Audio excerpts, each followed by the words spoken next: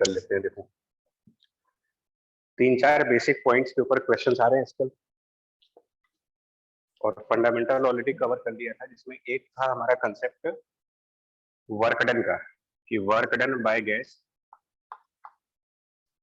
तो work done by the gas का जो डिफरेंशिएशन वाला फॉर्मूला, यानी कैलकुलस के फॉर्म में अगर हम बात करें, तो वर्क डन बाय गैस को dW बराबर C minus RF/2 into dt। वो बच्चा पॉलीट्रॉपिक का था। आज आप बात कर रहे हो generalize. Okay in a general process work done by the gas is pressure P multiplied by dV, ये बोलते हो आप। मतलब अगर छोटा सा चेंज है वॉल्यूम के अंदर, तो वर्क डन बराबर pressure into change of volume. ठीक है, यहाँ तक पॉइंट क्लियर है। मतलब ये सिर्फ बेसिक फॉर्मूलेस की बात कर रहा हूँ अभी, पहला फॉर्मूला। देन सेकेंडली, जो हीट गैस के लिए दी जाती है, हीट गिवन टू गैस या फिर heat given by the gas, दोनों के लिए जो फंडामेंटल फॉर्मूला है वो कहता है कि dQ बराबर number of mole into the molar heat capacity into dt। जो अभी तुमने फॉर्मूला बोला था वो सही है, लेकिन वो सिर्फ पॉलीट्रॉपिक प्रोसेसेस के लिए। और तीसरा फॉर्मूला जो हम कहते हैं चेंज ऑफ इंटरनल एनर्जी,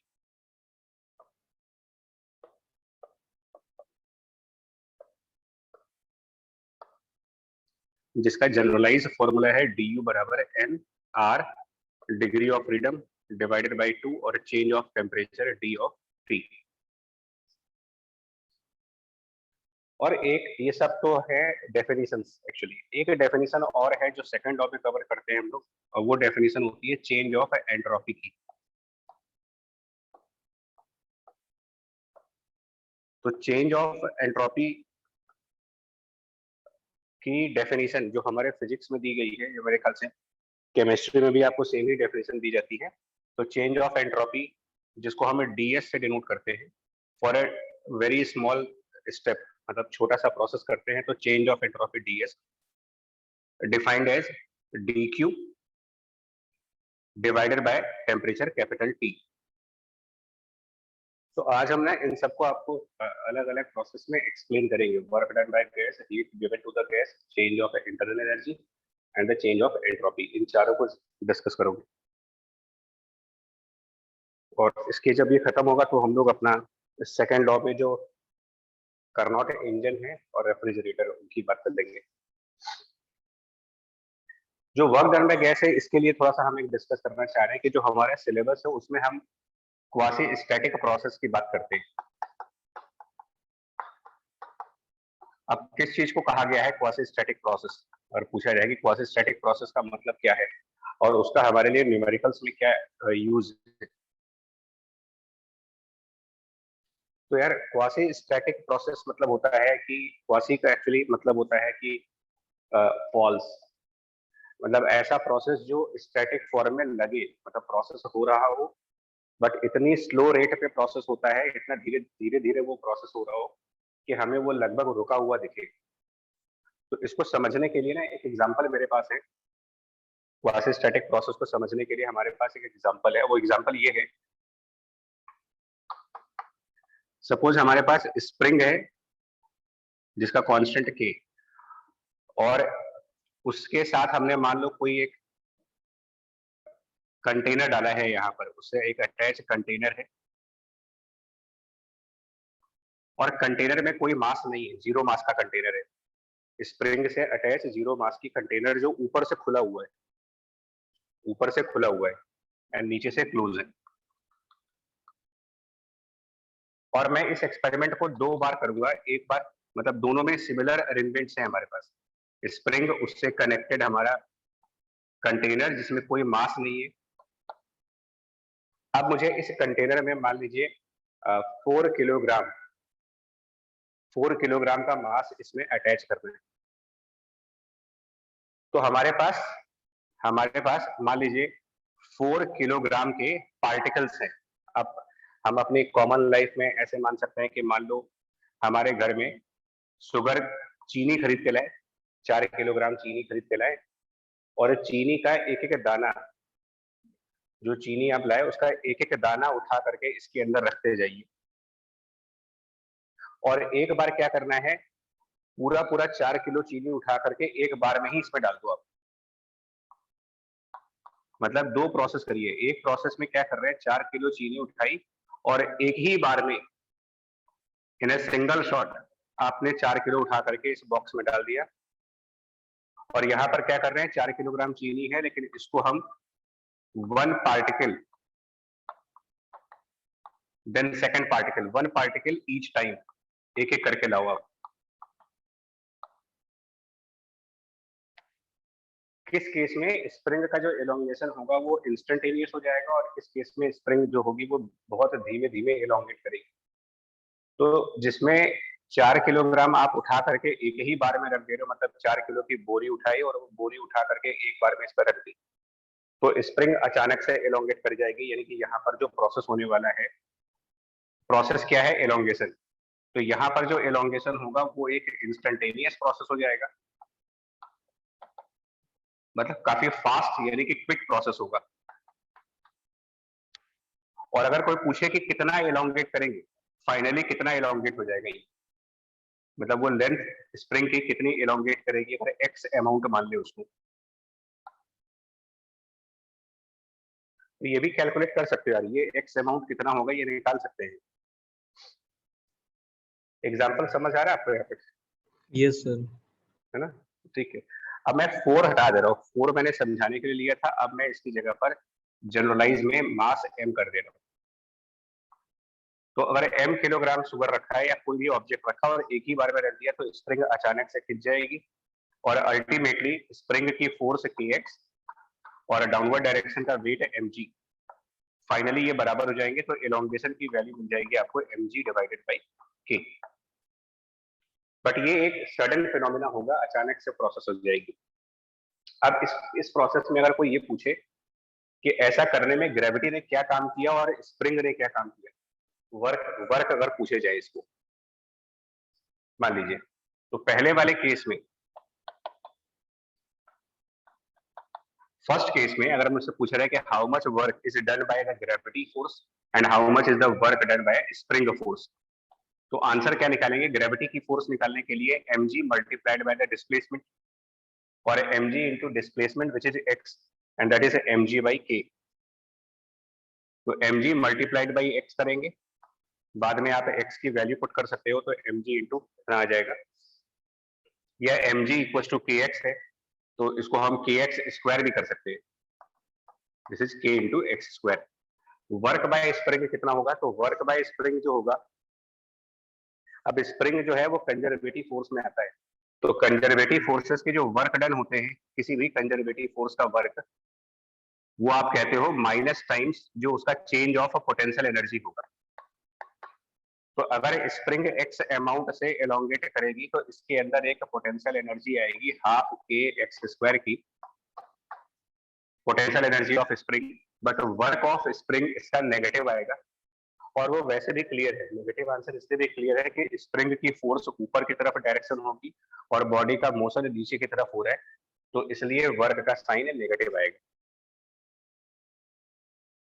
ये पहला वाला केस हुआ। अब दूसरे वाले केस में हम लोग ये m किलोग्राम एक बार में नहीं डाल रहे हैं, एक एक करके डाल रहे हैं, मतलब एक एक दाना उठाइए, एक दाना रखा, फिर एक और दाना रखा, फिर एक और दाना रखा, बहुत लंबा प्रोसेस होगा, काफी टाइम तक चलेगा, बट फाइनली m किलोग्राम आ जाएगा। तो इसमें भी अल्टीमेटली लास्ट में जाकर के फाइनली पूरा पूरा m किलोग्राम यहां पर आ चुका है। लेकिन किसी बीच के प्रोसेस में अगर इनके बीच में कोई पॉइंट ले लें एंड सपोज ये डिस्टेंस हमारा कुछ r मान लेते हैं कि ये r डिस्टेंस नीचे आया था, क्या उस समय भी बॉक्स के अंदर ये पूरा m किलोग्राम होगा यहाँ पर? जैसे यहाँ पर क्योंकि हमने m किलोग्राम शुरुआत में कंप्लीटली रख दिया था, तो किसी इंटरमीडिएट स्टेज पर भी इसके अंदर m किलोग्राम मास होगा, बिकॉज पूरा मास एक बार में रखा था। इसमें तो उसमें एक एक दाना इंस्टेंटेनियस मास होगा। हाँ, तो यहाँ पर तो मास लेस देन m किलोग्राम होगा ना, क्योंकि हमने सारा एक बार में तो रखा नहीं, यहाँ पर एक एक दाने रखते चले जा रहे हैं और थोड़ा थोड़ा ये एलोंगेट होता जा रहा है। तो बीच में किसी किसी बीच वाले स्टेप पर यहाँ पर मास पूरा पूरा m नहीं होगा, कुछ कम होगा। तो मान लेते हैं कि यहाँ पर जो मास है इसको m0 लिख दे रहे हैं यार, m0, और बीच में हमारा मास m होगा, और ऑब्वियसली ये m जो होगा वो लेस देन m0 होगा। क्या यहाँ तक का पॉइंट क्लियर है? Yes sir. ठीक है। अब इस समय किसी इनिशियल और फाइनल स्टेज के बीच में कोई पॉइंट ले रहे हो आप, स्टार्टिंग और एंड के बीच में कोई पॉइंट ले अगर, तो वहां पर जो डाउनवर्ड डायरेक्शन में वेट होगा वो mg, और अपवर्ड डायरेक्शन में जो फोर्स होगी वो k multiplied by r, because r से एलोंगेशन डिनोट कर रहे हो। और ये प्रोसेस इतना धीमे धीमे होगा बिकॉज जब आप एक एक दाना रखोगे तो बहुत धीरे धीरे ये नीचे आएगा, मतलब कि विदाउट एनी एक्सेलरेशन नीचे आएगा। और जब ये विदाउट एनी एक्सेलरेशन नीचे आएगा तो न्यूटन लॉ के हिसाब से mg और kr की वैल्यूज बराबर होगी। बट नोटिस करना है यहाँ पर जो स्मॉल m है ये एक वेरिएबल क्वांटिटी है, मास लगातार बदल रहा है इसमें। तो mg भी एक वेरिएबल फोर्स है और साथ में जो k इंटू आर का स्प्रिंग का फोर्स है, दोनों ही वेरिएबल है। जैसे जैसे हम मास बढ़ा रहे हैं वैसे वैसे एलोंगेशन बढ़ रही है। अब अगर मुझसे यहाँ पर पूछा जाए कि वर्क बाय ग्रेविटी कितना है और वर्क बाय स्प्रिंग कितना है, देखिए अल्टीमेटली एलोंगेशन इसमें भी उतना ही होगा जितना पहले वाले केस में हुआ है, क्योंकि अल्टीमेटली सेम मास दोनों में आ जाएगा। तो नेट एलोंगेशन यहाँ पर और नेट एलोंगेशन यहाँ पर, फाइनल एलोंगेशन इन दोनों में बराबर। बट इसमें एलोंगेट करते वक्त मास कांस्टेंट रहेगा, इसमें एलोंगेट करते वक्त मास वेरिएबल रहेगा।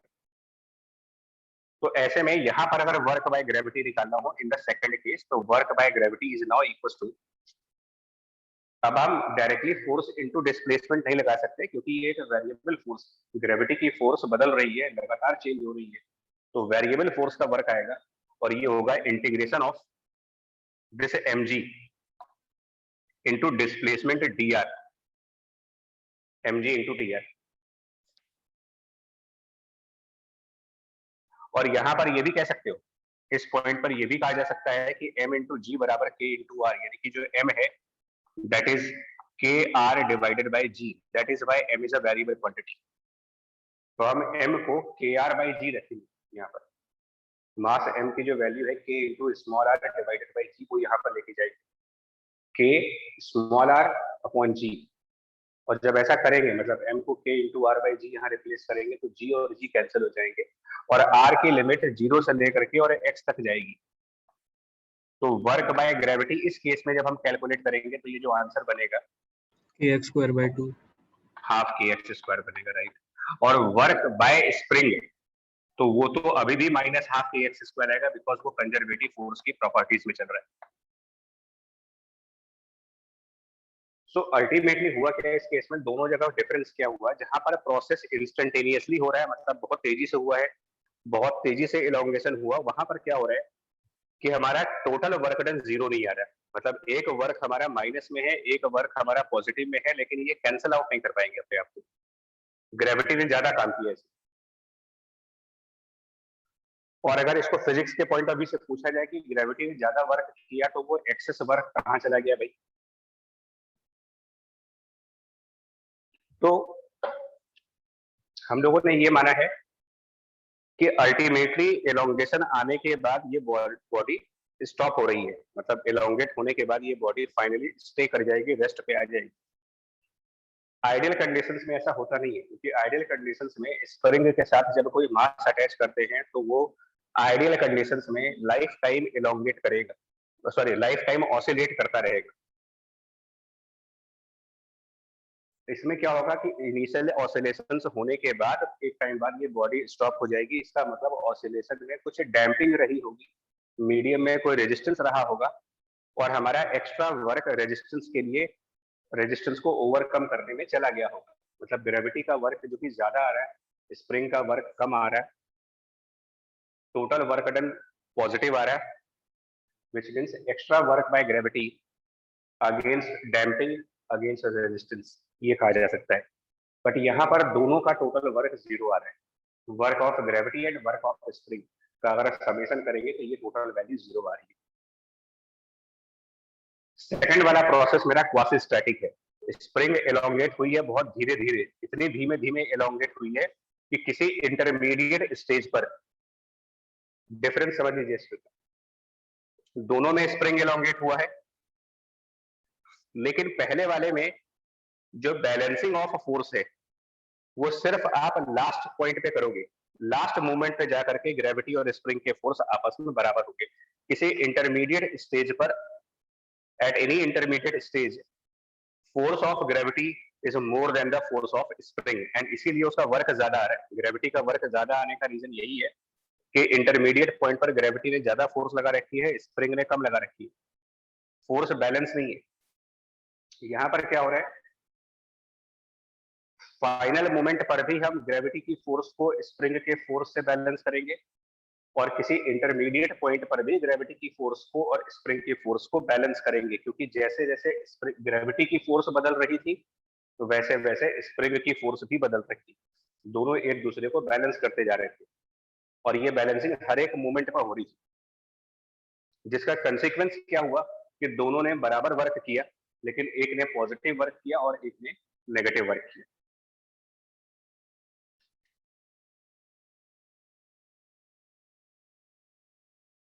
पॉइंट क्लियर है यहाँ तक? तो आगे डिस्कस करें मैं, और इसमें डाउट है तो वो बता दें।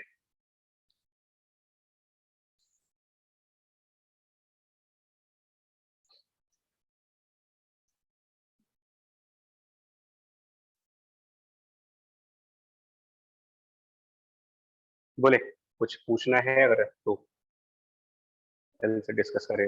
No sir. ठीक, ओके। तो जितने भी क्वासी स्टैटिक प्रोसेस होंगे उसमें एक बात बड़ी इंपॉर्टेंट है, और ये न्यूमेरिकल्स में, स्पेशली जेई के न्यूमेरिकल्स में काफी काम देती है हमें। A process which is quasi-static, that means which is happening at a very zero rate, almost zero rate. In that case, all the forces are balanced. All the forces are balanced. That means system is under mechanical equilibrium. System is under mechanical equilibrium, और वो भी at every moment, initial moment पर भी, final moment पर भी, and even किसी intermediate point पर भी, every moment mechanical equilibrium. If the process is non-quasi-static, then equilibrium is only at the final moment. Before that there is no equilibrium. Thermodynamics में इसका use कहां पे होता है? सपोज किसी सिलेंडर में हम लोगों ने, मान लो आपसे कहा है कि किसी सिलेंडर के अंदर कोई हमने आइडियल गैस फिल करी, और ये गैस इसको हम लोग हीट कर रहे हैं, जिसकी वजह से ये एक्सपैंड हो रहा है मान लीजिए। तो हम लोग इस गैस को मान लो हीट करें, और ये हीट करने की वजह से, बिकॉज जब हीट करेंगे तो गैस का टेम्परेचर बढ़ेगा, और हम लोगों ने इनिशियल लेक्चर्स में ये देखा है कि हीट का इफेक्ट गैसेस में एक्सपेंशन के फॉर्म में दिखता है कि अगर आप हीट करोगे तो टेम्परेचर बढ़ेगी, टेम्परेचर बढ़ेगा तो गैस एक्सपेंड होगी, यानी ये पिस्टन ऊपर की तरफ जाएगा। फिजिक्स के सिलेबस में यहाँ पर केमिस्ट्री और फिजिक्स में डिफरेंस है। केमिस्ट्री में शायद आप रिवर्सिबल प्रोसेस और irreversible process, quasi static, non quasi static सब कुछ पढ़ते हो। फिजिक्स में बाय डिफॉल्ट ये माना गया है कि जो भी थर्मोडायनेमिक प्रोसेस है वो क्वासी स्टैटिक कंडीशंस में हो रही है, और क्वासी स्टैटिक कंडीशन में कोई भी प्रोसेस अगर होगा तो ध्यान दीजिएगा जिसका डिस्प्लेसमेंट हो रहा है, जिस चीज का डिस्प्लेसमेंट, जो चीज मोशन में जाएगी, उसके लिए resultant of all forces every moment पर बैलेंस होनी चाहिए, हर एक मोमेंट पर। तो अगर हमारा ये पिस्टन ऊपर जा रहा है,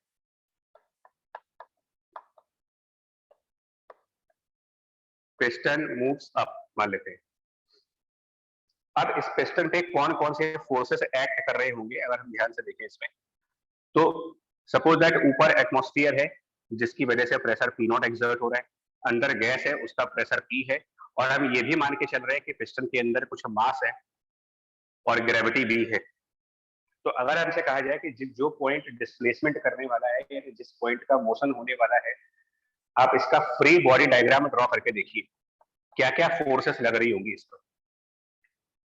तो ऑब्वियस है कि इस पिस्टन पे जो फोर्सेस होंगी वो अगर हम ड्रॉ करना चाहेंगे तो वो फोर्सेस कौन कौन सी होंगी, देखो बाहर जो एटमॉस्फेयर होगा उसकी उसकी वजह से एक फोर्स प्रेशर की वजह से आएगी, तो atmospheric force multiplied by the area. Atmosphere press करेगा नीचे, इधर से गैस प्रेस करेगी, प्रेशर मतलब प्रेस करेंगे तो उसको ऊपर की तरफ, pressure of gas multiplied by area, और साथ में ग्रेविटी की वजह से m इंटू जी की फोर्स। अब इस एनालॉग्स को ध्यान रखना होगा आपको कि अगर प्रोसेस क्वासी स्टैटिक कंडीशंस में है तो एक पॉइंट ध्यान रखिए, क्वासी स्टैटिक कंडीशंस में जितनी भी फोर्सेस उस मूविंग ऑब्जेक्ट के ऊपर है, मूविंग ऑब्जेक्ट पर जितनी फोर्सेस हैं वो आपस में हर एक पॉइंट पर every time every moment balance होने चाहिए। मतलब इन तीन फोर्सेस के बीच में बैलेंसिंग रहेगी, और अगर इन तीन फोर्सेस के बीच में बैलेंसिंग है तो मेरी इक्वेशन जो बन जाएगी यहाँ पर इन सबको बैलेंस करने के बाद वो बन जाएगी capital P equals to capital mg divided by capital A and plus P dot. इसको जरूर चेक कर लेना, कैपिटल P की वैल्यू जो कि प्रेशर ऑफ गैस है, कैपिटल P बराबर mg upon capital A and plus P not.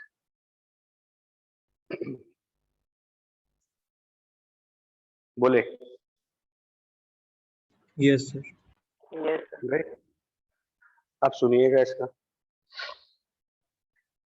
और ये बड़ा इंपॉर्टेंट लाइन बोली जा रही है, मतलब लोग इसको इतना सीरियसली लेते नहीं है, उनको लगता है कि ये कोई बहुत बड़ी चीज तो है नहीं, इसमें क्या ऐसी खास बात है, बहुत खास बात है। ये बैलेंसिंग प्रोसेस के हर एक पॉइंट पर है। अब आप सोचो, मतलब अगर ये पिस्टन ऊपर जा रहा है यानी गैस का वॉल्यूम एक्सपैंड हो रहा है और ये इक्वेशन हर एक मोमेंट पर वैलिड है, तो जैसे जैसे पिस्टन ऊपर जाएगा इसके राइट हैंड साइड में वेरिएबल क्वांटिटीज क्या है, जरा देखा जाए क्या चीजें वेरी कर रही है। क्या पिस्टन के ऊपर जाने से उसका मास बदल जाएगा? आंसर है कि नहीं बदलेगा। क्या पिस्टन के ऊपर जाने से ग्रेविटी में कोई चेंज आएगा, या एरिया में कोई चेंज आएगा, या फिर एटमॉस्फेरिक प्रेशर में कोई चेंज आएगा? इन सब का आंसर है कि कहीं कुछ नहीं बदल रहा। यानी कि इस प्रोसेस में पिस्टन ऊपर की तरफ तो जाएगा, मतलब गैस का वॉल्यूम बढ़ेगा, लेकिन कैपिटल P जो प्रेशर ऑफ गैस को डिफाइन कर रहा है ये हर एक मोमेंट पर कांस्टेंट रहेगा। हर एक मोमेंट पर कैपिटल P मतलब गैस की प्रेशर मेंटेन रहेगी, कांस्टेंट रहेगी। क्या ये बात क्लियर हुई कि गैस का प्रेशर कांस्टेंट क्यों रहेगा इस क्वेश्चन में? Yes sir. क्लियर है, क्योंकि balancing of force every moment पर, सिर्फ स्पेसिफिक मोमेंट नहीं है। जैसे यहाँ पर बैलेंसिंग ऑफ फोर्स सिर्फ एक पॉइंट पर होगा, बाकी जगह नहीं होगा, तो ऐसी कोई बात नहीं है। क्वासी स्टैटिक में पिस्टन की पोजीशन कहीं भी पहुंच जाए, पिस्टन कितना भी ऊपर चला जाए, ये फोर्सेस बैलेंस रहेंगे। और जिन फोर्सेस के बीच में बैलेंसिंग करनी है उसमें ना तो एटमॉस्फेयर के फोर्स में कोई चेंज आ रहा, ना ग्रेविटी की फोर्स में कोई चेंज आ रहा, तो ऑब्वियसली गैस के फोर्स में भी चेंज नहीं आएगा। यानी गैस एक परमानेंट कांस्टेंट प्रेशर एक्सर्ट करेगी। यानी इस प्रोसेस को क्या डिक्लेयर किया जा सकता है कि ये कौन सा प्रोसेस हो रहा है यहाँ पर जिसमें गैस अपने प्रेशर को मेंटेन कर रही है? आंसर बन जाएगा आइसोबैरिक। Isobaric process. सो आप अब बता सकते हो कि आइसोबैरिक प्रोसेसेस के लिए नेसेसरी कंडीशंस क्या है, मतलब एक प्रोसेस आइसोबैरिक बने उसके लिए क्या करना पड़ेगा मुझे? तो आंसर ये है कि जो पिस्टन है, बिकॉज देखिए जो पिस्टन मूव कर रहा है उसके ऊपर लगने वाले सभी फोर्सेस कांस्टेंट मैग्नीट्यूड के हो। अगर पिस्टन जो डिस्प्लेसमेंट करने वाला है जिसकी वजह से गैस में एक्सपेंशन आने वाली है या फिर कंप्रेशन आने वाली है, उस पिस्टन के ऊपर गैस के अलावा बाकी जितनी फोर्सेस लगे, गैस की प्रेशर के अलावा बाकी जितने फोर्स लगे, अगर वो सब कांस्टेंट हैं तो प्रोसेस को डिक्लेयर किया जा सकता है कि ये एक आइसोबैरिक प्रोसेस होगी जिसके अंदर गैस का प्रेशर मेंटेन रहेगा, परमानेंटली कांस्टेंट रहेगा, और उसके प्रेशर की वैल्यू ये होगी mg/a plus P not.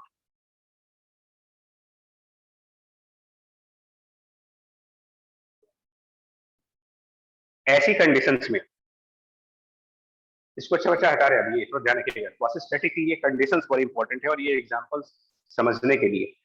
Quasi static condition में एक और चीज थी, जितनी फोर्सेस इस मास पे लग रहे थे उन दोनों के वर्क का टोटल करिए जरा, टोटल वर्क, ग्रेविटी और स्प्रिंग का टोटल वर्क।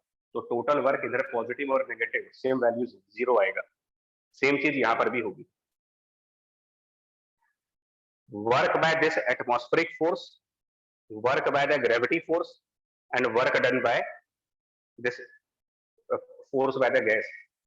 जो गैस ने फोर्स लगाई है उसका वर्क, mg का वर्क और एटमॉस्फेयर की फोर्स का वर्क, इन तीनों के वर्क का टोटल किसी भी क्वासी स्टैटिक प्रोसेस में हमेशा 0 के बराबर। मोस्ट इंपॉर्टेंट स्टेटमेंट है।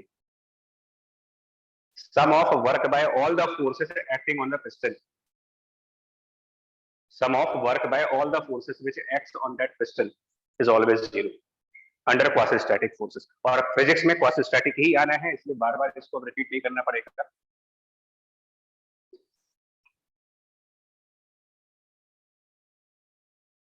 मतलब कि ये, यानी इस क्वेश्चन में वर्क जो गैस कर रही होगी प्लस वर्क जो एटमॉस्फेयर ने किया होगा और प्लस वर्क, यहाँ पर गैस लिख दे रहे हैं, और जो ग्रेविटी ने किया होगा, क्योंकि यही तीन फोर्सेस पिस्टन के ऊपर है, इन सबका टोटल वर्क डन 0।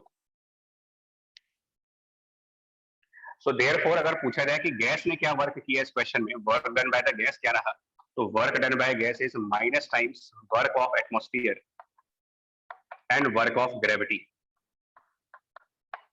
और ये कितने होंगे, मान लिया जाए कि पिस्टन का डिस्प्लेसमेंट x अमाउंट से हुआ, ये कैपिटल S अमाउंट क्या है, डिस्प्लेसमेंट कैपिटल S, तो एटमॉस्फेयर का force P0 multiplied by capital A और ग्रेविटी का फोर्स m इंटू जी, और ये दोनों फोर्सेस सेम डायरेक्शंस में हैं। एटमॉस्फेयर की फोर्स भी डाउनवर्ड है, ग्रेविटी की फोर्स भी डाउनवर्ड है, दोनों फोर्सेस सेम डायरेक्शन में, तो ऐड हो गए मल्टीप्लाइड बाय डिस्प्लेसमेंट। लेकिन वर्क में Fs cos थीटा होता है, तो ये फोर्सेस डाउनवर्ड है, डिस्प्लेसमेंट अपवर्ड है, तो साथ में एक cos थीटा भी आएगा जो कि cos पाई होगा, cos 180 डिग्री होगा, बिकॉज ये जो फोर्स है और ये डिस्प्लेसमेंट अपोजिट है, तो अल्टीमेटली cos पाई के नेगेटिव वैल्यू और यहाँ पर माइनस साइन चेंज होकर के पॉजिटिव हो जाएगा, and work by this gas is P0 capital A plus mg and whole multiplied by capital S, जिसको कि आप ये भी कह सकते हो कि it is P0 plus mg divided bye A into S, और A इंटू S एक्चुअल में क्या कहा जाता है, वॉल्यूम। Area into displacement. ये चेंज ऑफ वॉल्यूम हुआ एक तरीके से। अगर इसका एरिया कैपिटल A है और डिस्प्लेसमेंट कैपिटल S का था, तो area multiplied by displacement is actually the change of the volume. And what is P0 plus mg by A, so P0 plus mg by A was the permanent constant pressure exerted by the gas, and therefore work by the gas is defined as pressure multiplied by change of volume only in isobaric process। isobaric process में work by gas is the pressure and change of volume।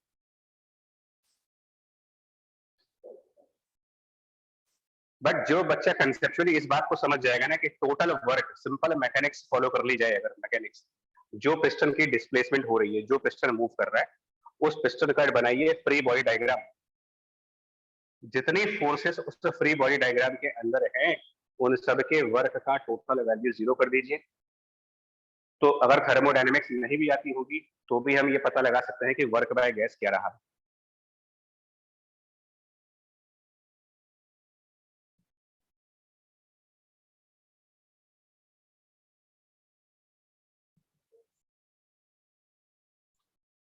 यहाँ तक उम्मीद है clear हो गया होगा आपको isobaric process क्या होती है और उसमें वर्क डन कैसे कैलकुलेट करते हैं। पहली बात क्या होता है कि सबसे ज्यादा जो चैलेंज है वो ये है कि आइसोबैरिक प्रोसेस लोगों को आइडेंटिफाई नहीं हो पाती है। अगर क्वेश्चन में लिखा है तब तो ठीक है, नहीं लिखा है तो उनको ये मालूम नहीं चलता कि ये प्रोसेस आइसोबैरिक है कि आइसोकोरिक है कि क्या है। तो सबसे आसान तरीका है आइसोबैरिक प्रोसेस को डिटेक्ट करने का, ऐसा कोई भी प्रोसेस, थर्मोडायनेमिक प्रोसेस, जिसमें गैस के अलावा बाकी सभी फोर्सेस कांस्टेंट लगे, आप उसको आराम से कह सकते हो कि ये आइसोबैरिक प्रोसेस होगा।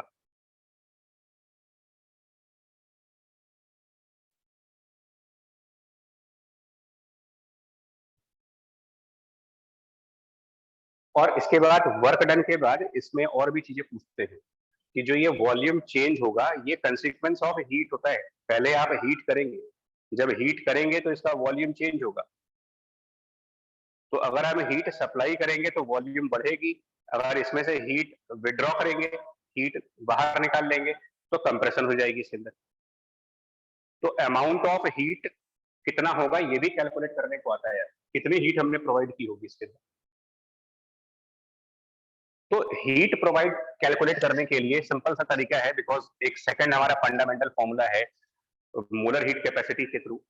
तो डेल्टा क्यू, जिसको कि amount of heat supplied, is an. क्योंकि ये प्रोसेस आइसोबारिक है तो हम molar heat capacity constant pressure वाली यूज करेंगे, यानी कि सीपी यूज करेंगे, और इनटू डेल्टा टी। और सीपी की वैल्यूज मेरे ख्याल से हम लोगों ने पिछले क्लासेस में, लास्ट टू लास्ट क्लासेस में, सीपी और सीवी को डिग्री ऑफ फ्रीडम के फॉर्म में लिखा हुआ है, in terms of degree of freedom लिख चुके हैं इसको आप। तो it can be written as, जितना मेरे को याद है कि ये CP is R plus R F by 2। एक बार क्रॉस चेक कर लेना इसको आप, यही रिजल्ट है इसका। और इसमें, हाँ, इसमें जो एन आर डेल्टा टी आएगा, एन आर डेल्टा टी मतलब amount of heat is 1 plus F by 2, and बाकी का जो टर्म जो कि एन आर डेल्टा टी बचेगा, number of mole into gas constant into delta T, वो आइडियल गैस इक्वेशन से P delta V, N R delta T same as P delta V. तो ये आपका हीट का आंसर आ जाएगा यार। हीट इतनी हो गई, वर्क डन इतना हो गया, ये सब आइसोबारिक प्रोसेस के लिए हो रहा है।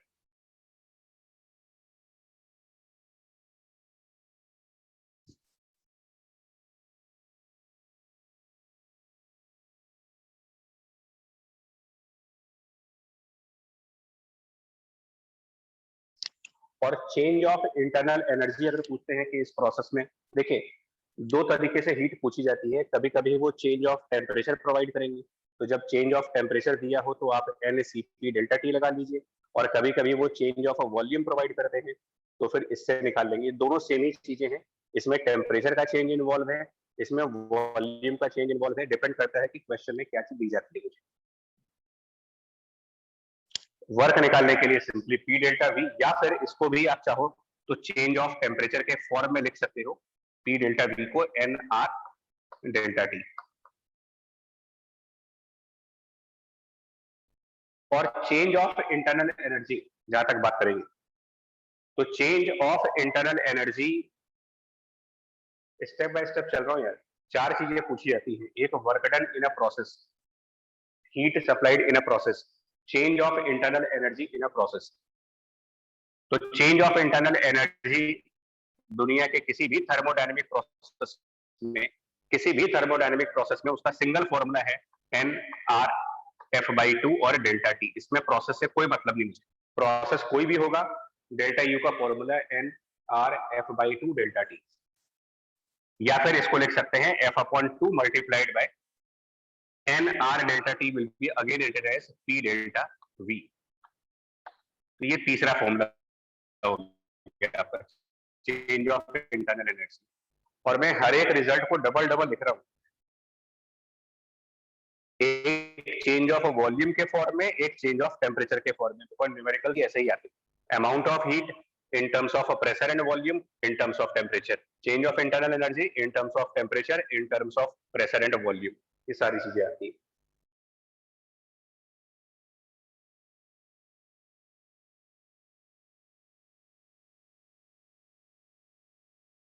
यहां तक ठीक चल रहा है सभी? Yes sir. Right, thank you. चौथी चीज पूछी जाती है change of entropy, work done, heat, change of internal energy, and the fourth point change of entropy, जो किसी भी प्रोसेस के लिए पूछ सकते हैं। फिलहाल तो हम आइसोबैरिक प्रोसेस डिस्कस कर रहे हैं। मैं एक बार कंसेप्ट को फिर से रिपीट कर देते हैं, total work done is zero, total work by all the forces will be zero in quasi static process. ये बड़ा इंपॉर्टेंट है, बहुत ही इंपॉर्टेंट स्टेटमेंट है।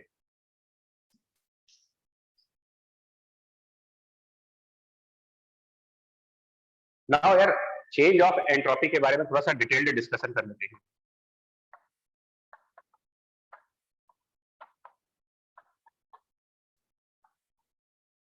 ये इसकी जो डेफिनेशन कहती है वो ये क्या कहती है कि फॉर अ डिफरेंशियल प्रोसेस, मतलब कि बहुत ही छोटे से प्रोसेस के लिए, for a differential process the change of entropy मतलब कि ds is equal to dq divided by capital T,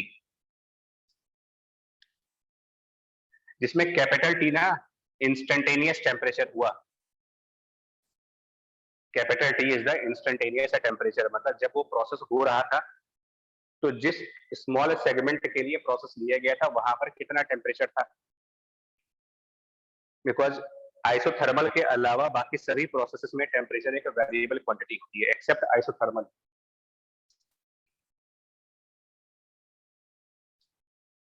और जो मेरा फर्स्ट लॉ ऑफ थर्मोडायनेमिक्स कहता है, फर्स्ट लॉ ऑफ थर्मोडायनेमिक्स का वो ये कहता है कि जो dq है वो that is work done and plus change of internal energy, dw plus d, first law of thermodynamics. और वर्क डन को हम लिख सकते हैं प्रेशर P इंटू dV, और du which is change of internal energy is n rf by 2 into dt। अब हम क्या करेंगे, इसे dq में कैपिटल T से डिवाइड कर देते हैं, divided by capital T divided by capital T, पूरी इक्वेशन में T से डिवाइड करके, और इंटीग्रेट कर ले। अब ये चीज आपकी ds बन गई, जो dq बाई T है ये क्वांटिटी हमारी ds है, that means differential change of entropy ds। और अब हम इसको इंटीग्रेट कर लेंगे दोनों साइड्स पर, तो लेफ्ट हैंड साइड में इंटीग्रेट करेंगे तो एंट्रोपी की इनिशियल वैल्यू से एंट्रोपी की फाइनल वैल्यू तक इधर भी इंटीग्रेशन जाएगा और प्लस यहाँ पर भी इंटीग्रेशन होगी। तो यहाँ पर जब लिमिट्स रखेंगे ds की इनिशियल एंट्रोपी से फाइनल एंट्रोपी तक, तो आपको मिलेगा change of entropy delta S। यहाँ पर एक स्टेप वर्बली बोल रहा हूं, प्रेशर को आइडियल गैस इक्वेशन से, प्रेशर को आइडियल गैस इक्वेशन से लिखेंगे nRT upon V, nRT upon V, और एक T और T कैंसिल हो जाएंगे, तो यहां पर बचेगा आपके लिए nR और डिनोमिनेटर में V आ जाएगा, सो dV by V, dV by V का इंटीग्रेशन लॉग में आ गया, तो ये natural log final volume divided by the initial volume. और जो सेकंड टर्म आएगी हमारी वो है n, अगर हम याद करें तो RF बाई 2 को हम कुछ और भी लिख सकते हैं, मतलब इसको हम लोग, जरूरत नहीं है वैसे, चाहो तो RF बाई 2 रखने दो, या उसको आप चाहो तो CV भी कर सकते हो, कोई दिक्कत नहीं। NRF बाई 2 और DT बाई T का इंटीग्रेशन है लॉग में, और यहाँ पर T final divided bye T initial. मेरा आपसे रिकमेंडेशन ये है कि चेंज ऑफ एंट्रोपी का ये मोस्ट जनरलाइज फॉर्मूला याद रखिए किसी भी थर्मोडायनेमिक प्रोसेस के लिए, और एनी थर्मोडायनेमिक प्रोसेस है NR natural log V final by V initial plus NRF by 2 और natural log T final by T initial. Generalise process दे रहा हूं in general form. Process isobaric हो, आइसोकोरिक हो, आइसोथर्मल हो, एडियाबैटिक हो, polytropic हो, या फिर कोई और प्रोसेस हो, सबके लिए चेंज ऑफ एंट्रोपी निकालने का ये सिंगल फॉर्मूला रखती है, सिंगल फॉर्मूला।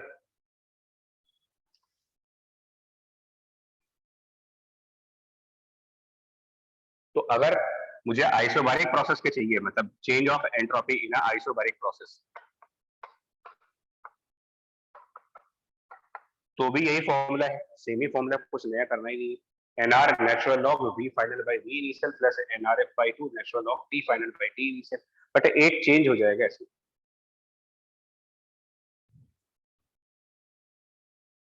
जब प्रोसेस आइसोबारिक होता है तो आइसोबारिक प्रोसेस में आप ये लिख सकते हो कि प्रेशर क्योंकि कांस्टेंट है तो P into V initial is NR into T initial, और P into V final equals to NR T final, ये लिख सकते हो बिकॉज प्रेशर कांस्टेंट है यहाँ पर।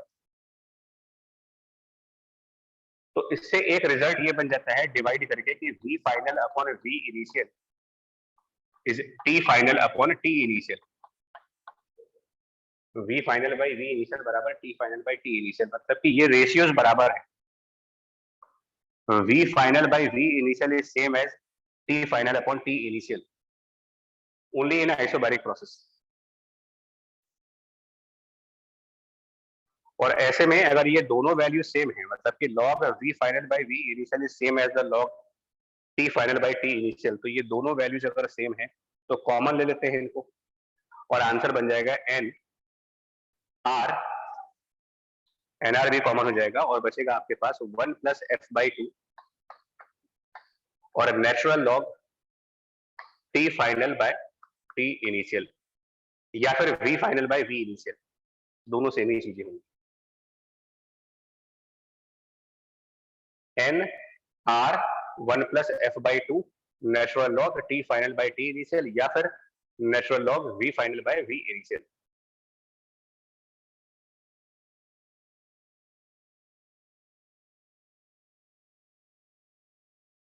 ओके, यहाँ तक ठीक है?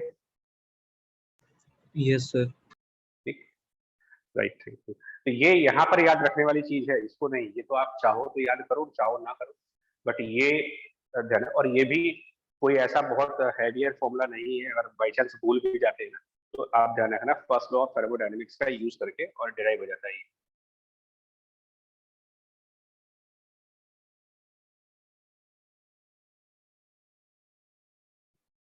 हटा दे इसको भाई। Yes sir. चलिए, क्वेश्चंस देख लीजिएगा बुक्स में, आपको डायरेक्टली क्वेश्चन आते हैं इसके ऊपर, तो कोई बहुत डिफिकल्ट प्लॉट नहीं है। सो आइसोबारिक प्रोसेस समझ में आ गया कि क्या है।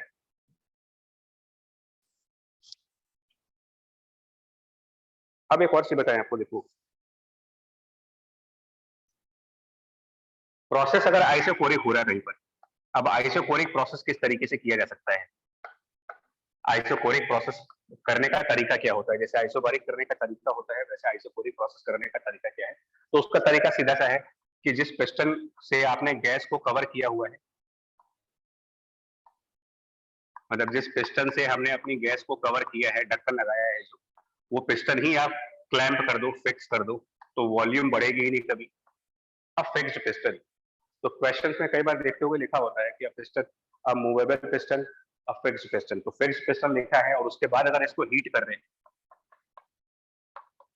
डेल्टा क्यू, तो उसका रिजल्ट क्या बनेगा, यहाँ पर पिस्टन को जब फिक्स किया होगा तो उसका रिजल्ट ये होगा, बिकॉज वॉल्यूम चेंज हो नहीं सकता तो अब टेम्परेचर ही बदलेगा सिर्फ, और इसमें प्रेशर ऑफ गैस बदलता जाएगा। इसको आप ऐसे भी समझ सकते हो, फिक्स्ड पिस्टन को इस तरीके से भी समझो, मान लो किसी बंदे ने, कोई बंदा है और वो ऊपर से हाथ लगा करके, है ना, एक पर्सन है जो ऊपर से हाथ लगा करके, हैंड बाय हैंड आप मैनेज कर रहे हो कि पिस्टन को ऊपर ना आने दें। सो बाय हैंड पिस्टन को प्रेस किया जा रहा है, it's prevented to expand, prevented to move.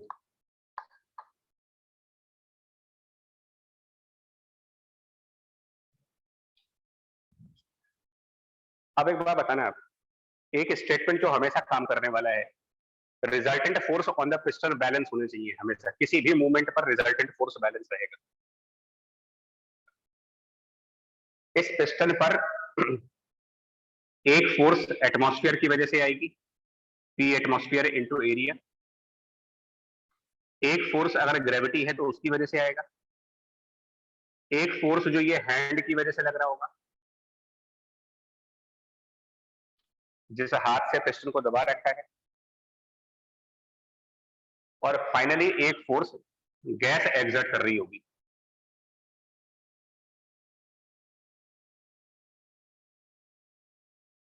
आप बता पाएंगे इसमें से वेरिएबल फोर्सेस क्या है, क्योंकि हमने पिस्टन को मूव करने से रोका हुआ है, पिस्टन को आगे नहीं बढ़ने दे रहे, यानी कि इस प्रोसेस में वॉल्यूम को चेंज नहीं करने दे रहे हो आप।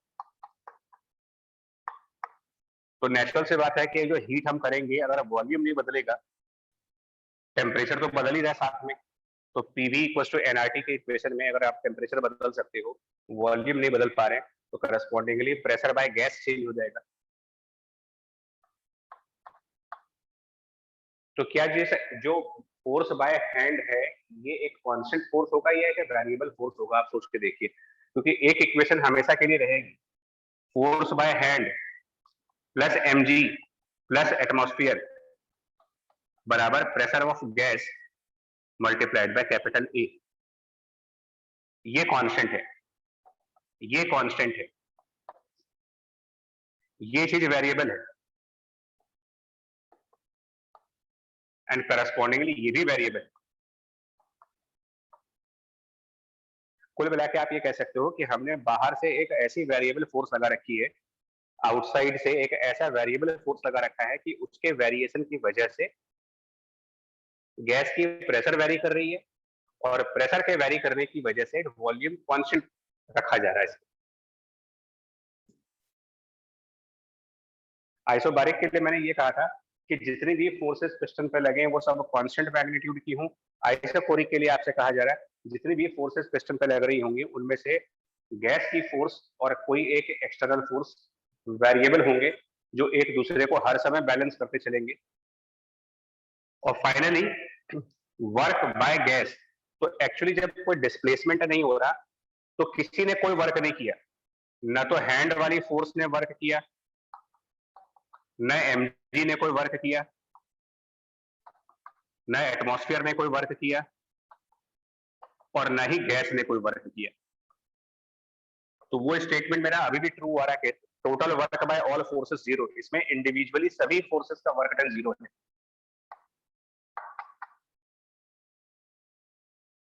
और फिर जब सभी का वर्क जीरो है और उसके बाद अगर हम अमाउंट ऑफ हीट की बात करें तो ये n प्रोसेस कांस्टेंट वॉल्यूम पर हो रहा है, तो मोलर हीट कैपेसिटी के लिए CV लगा देंगे, n CV डेल्टा T, और CV की वैल्यू nRF/2 डेल्टा T।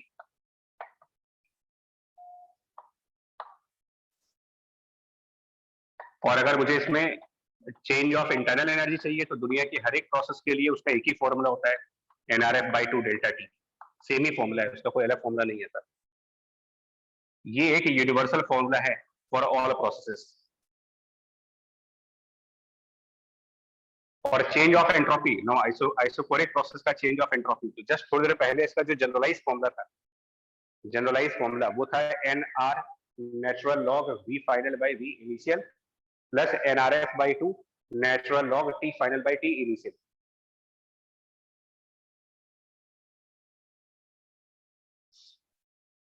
आप लोग ने अगर नोट किया हो, जो हमने तो इरेज कर दिया है, उसमें दो टर्म्स थे। पहला टर्म था nr log v final by v initial, वो टर्म जीरो हो जाएगी because initial final volume same है, तो log 1 की वैल्यू जीरो।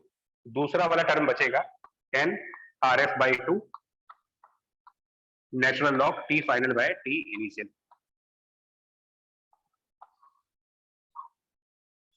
बताएं अगर यहाँ पर कुछ कंफ्यूजन हो।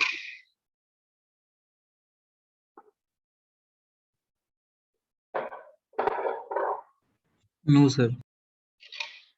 ठीक है, आइसोकोरिक क्लियर है। ये प्रोसेस आसान होता है, वैसे आइसोकोरिक प्रोसेस काफी इजी होता है क्योंकि क्वेश्चन खुद ही बोल देता है कि पिस्टन क्लैंप है, पिस्टन को हिंज कर दिया गया है, पिस्टन को फिक्स करा गया है, तो बड़ा आसान हो जाता है हमारे लिए ये जानना है कि प्रोसेस आइसोकोरिक।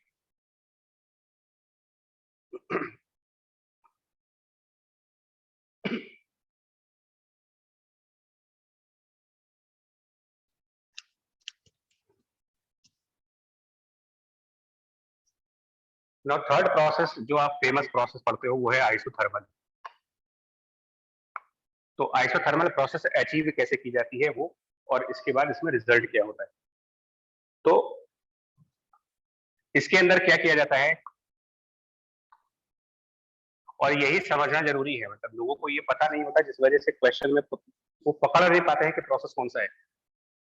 तो गैस जिसका प्रेशर P है, एटमॉस्फेयर का प्रेशर P एटमॉस्फेयर मान लेते हैं, ग्रेविटी होगी या नहीं होगी ये क्वेश्चन पे डिपेंडेंट है। और इस गैस को हम क्या करने जा रहे हैं, कुछ हीट सप्लाई करने जा रहे हैं। अब सुनिएगा, इसमें आइसोथर्मल प्रोसेस अटेन मतलब प्रैक्टिकली अचीव कैसे कर सकते हैं लोग। इसके लिए क्या करते हैं, जो हमारा सिलेंडर है जिसमें गैस को रखा जा रहा है और उसके बाद जो पिस्टन है, तो जो सिलेंडर का बेस है, सिलेंडर का बेस मतलब जहां से हीट का ट्रांसफर होने वाला है, जहां से हीट बाहर से गैस के अंदर आएगी या गैस से बाहर जाएगी, वो चीज हाईली कंडक्टिंग होनी चाहिए। हाईली कंडक्टिंग, जिसका एक सिनोनिम भी है, इसको डायाथर्मिक वॉल कहते हैं। Diathermic wall.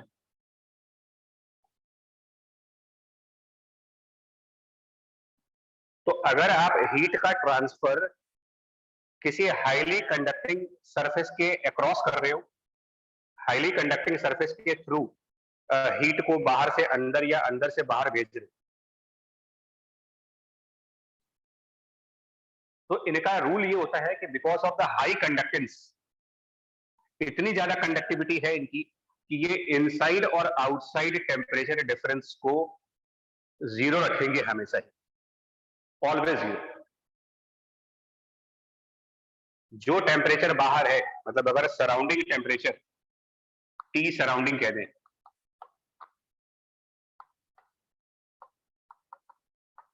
और इनसाइड टेम्परेचर टी कह दीजिए, गैस का टेम्परेचर टी कह दें,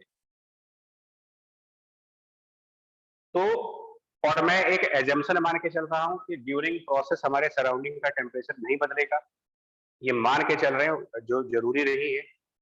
तो फंडामेंटल पॉइंट सिर्फ इतना सा है कि अगर कोई डायाथर्मिक वॉल है या फिर हाईली कंडक्टिंग वॉल है, तो दोनों साइड का टेम्परेचर हर एक मोमेंट पर बैलेंस रहेगा, हर एक मोमेंट पर,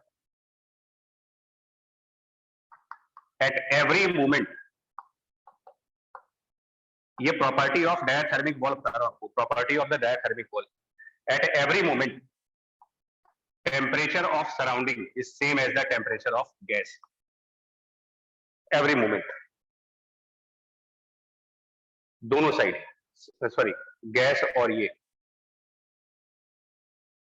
मतलब अगर दो mediums separated by diathermic wall, तो सीधा सा कंसेप्ट, टेम्परेचर दोनों तरफ का हमेशा बराबर रहेगा। अब अगर मैं सराउंडिंग का टेम्परेचर किसी तरीके से मेंटेन कर लेता हूं, समहाउ सराउंडिंग का टेम्परेचर अगर आप मेंटेन करें और ये कहा जाए कि गैस का टेम्परेचर हमेशा सराउंडिंग के बराबर है एंड सराउंडिंग की टेम्परेचर मेंटेन की गई है, तो ऑब्वियस सी बात है गैस का टेम्परेचर भी मेंटेन रहेगा, क्योंकि इन दोनों को हमेशा बराबर होना है। तो अगर ये कभी चेंज नहीं होगा तो ये भी कभी चेंज नहीं होगा।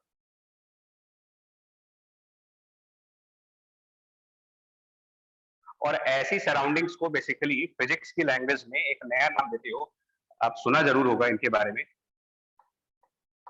इनको रिजर्वायर्स कहते हैं। शायद आपने नाम कभी सुना हो रिजर्वायर्स का। रिजर्वायर्स का मतलब होता है एक ऐसा सिस्टम जो अपने टेम्परेचर को मेंटेन करे, उसमें कितनी भी हीट चली जाए या कितनी भी हीट आ जाए, उनका टेम्परेचर नहीं बदलता। कुछ वैसा ही है जैसे इलेक्ट्रोस्टैटिक में मेटल्स को जब ग्राउंड किया जाता है, तो अर्थिंग करने के बाद हम ये मानते हैं कि अर्थ में कितना भी चार्ज जाएगा या कितना भी चार्ज वापस आएगा, पोटेंशियल ऑफ अर्थ जीरो ही रहेगा हमेशा। अर्थ को रिजर्वायर माना गया है।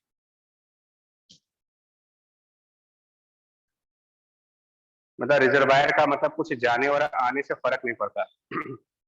एक रिवर है, उस रिवर में आप एक बाल्टी पानी निकाल भी लोगे तो रिवर के पानी में बहुत ज्यादा फर्क नहीं आने वाला, तो रिवर पानी के लिए रिजर्वायर का काम कर रहा है।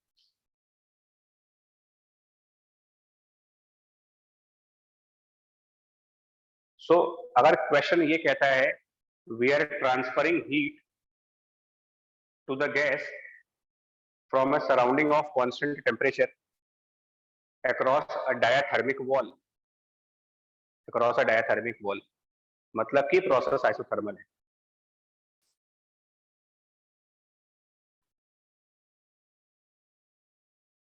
तो ऐसी कंडीशन में पिस्टन में एक्सपेंशन तो होगी, पिस्टन मूव तो करेगा, टेम्परेचर ऑफ गैस नहीं बदलेगा।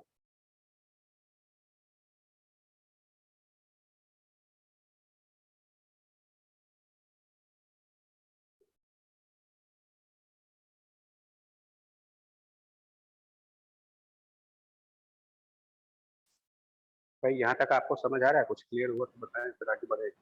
Yes sir. मतलब आइसोथर्मल, भाई आइसोथर्मल पहचानना भी पड़ता है। अगर डायरेक्ट लिखा है तो अच्छी बात है, नहीं लिखा है तो लैंग्वेजेस के थ्रू पहचानना पड़ता है। और लैंग्वेज सिर्फ ये होती है transfer of heat across a diathermic या फिर highly conducting wall, and on one side the temperature is maintained and therefore the temperature of the other side is also constant.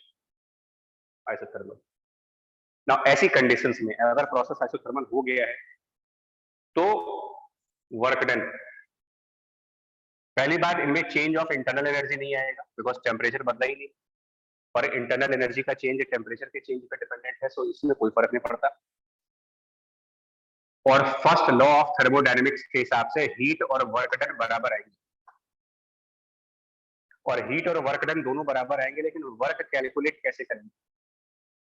तो यहां पर वर्क कैलकुलेट करने के लिए हमें बेसिक रूल इंटीग्रेशन पीडीवी को फॉलो करना पड़ता है from the initial volume to the final volume, और प्रेशर को रिप्लेस करते हो NRT upon volume, NRT divided by volume,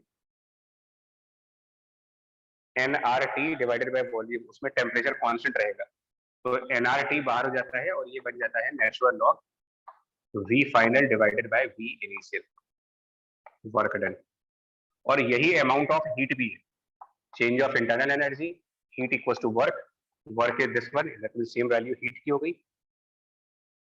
और change of entropy, isothermal process की चेंज ऑफ एंट्रोपी, मैं एक बार फिर से वो फॉर्मूला लिख रहा हूँ। चेंज ऑफ एंट्रोपी का जनरलाइज फॉर्मूला था एन आर RF by 2 नेचुरल log V final upon V initial. हाँ ये, और plus N R F by 2 और L N T final by T initial. Now the process is isothermal, final initial temperature same है, second term zero हो गया, पहला term बचा N R natural log V final by V initial.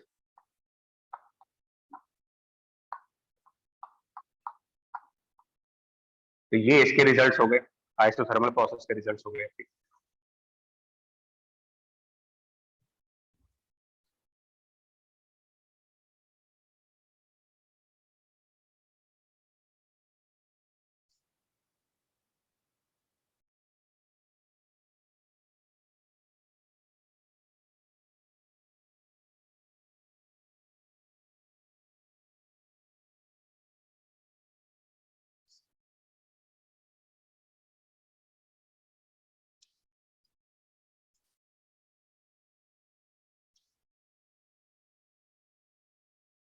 And last जो आप हमारे जो common processes हैं उनमें से बात करें तो लास्ट इज एडियाबैटिक प्रोसेस,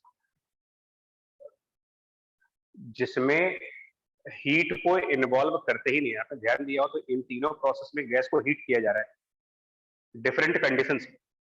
एक केस में गैस को हीट कर रहे हैं और वो हीट जो एंटर कर रही है गैस के अंदर वो एक कंडक्टिंग वॉल के थ्रू आ रही है और बाहर का टेम्परेचर मेंटेन था, तो ये आइसोथर्मल हो गया। दूसरी कंडीशन में जब गैस में हीट को एंटर कराया तो पिस्टन को पकड़ के रखा हुआ था कि पिस्टन डिस्प्लेस ना कर पाए, आइसोकोरिक। और पहली कंडीशन में जब गैस के अंदर हीट दी तो पिस्टन को छोड़ दिया था कि जाओ अपने आप ट्रेवल कर लो, और एक्सटर्नल प्रेशर्स कांस्टेंट थे, एक्सटर्नल फोर्सेस कांस्टेंट थी, तो piston was moving under constant forces, वो आइसोबारिक हो गया था। तो तीनों में हीट इन्वॉल्व था। एडियाबैटिक प्रोसेस है, इसमें हीट का ट्रांसफर करते ही नहीं है, मतलब गैस में हीट जाएगी ही नहीं, हीट ट्रांसफर ही जीरो कर देते हैं, मतलब अ प्रोसेस विदाउट हीट। पहले तीनों प्रोसेस में हीट इन्वॉल्व है, इस प्रोसेस में कोई हीट इन्वॉल्व नहीं।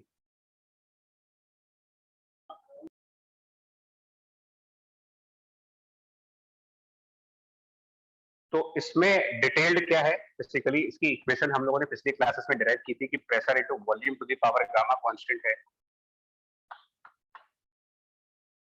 और ऐसे प्रोसेस में बिकॉज हीट इन्वॉल्व है ही नहीं, तो और फर्स्ट लॉ ऑफ थर्मोडायनेमिक्स कहता है कि जो हीट होती है वो work done and plus change of internal energy, तो ये क्वांटिटी जीरो है। दिस प्रोसेस विदाउट हीट, बिना हीट ट्रांसफर के गैस एक्सपेंड हो जाएगी। तो ऐसे में work done in adiabatic process is minus times of delta U, and delta U का मैंने कहा था कि जनरलाइज फॉर्मूला होता है N R F/2 delta T, that's all, इतना ही रख दीजिए इसको। अब वो अलग बात है कि हम फॉर्मूले को अलग अलग फ्लेवर दे दें, डिफरेंट फ्लेवर्स में रखना चाहो तो ये अलग बात है, बट है यही चीज। अब वो ये कहता है कि जो गामा होता है, गामा इज 1 + 2/f, तो यहां से आप भले आप F/2 को 1/1 - गामा कर दें और वर्क डन को गामा के फॉर्म में लिखना चाहें तो ये NR delta T divided by gamma -1 बन जाता है, अगर गामा के फॉर्म में लिखना चाहेंगे तो। और NR डेल्टा टी को लिख सकते हैं P2V2 - P1V1। तो ये अलग अलग फॉर्म्स हैं, एक ही रिजल्ट को अलग अलग तरीके से लिखा जाता है, या तो ये लिख लीजिए, चाहे ये लिख लो, चाहे ये लिख लो, वो सब आपस में कनेक्टेड फॉर्मूलेज। एडियाबैटिक प्रोसेस का वर्क।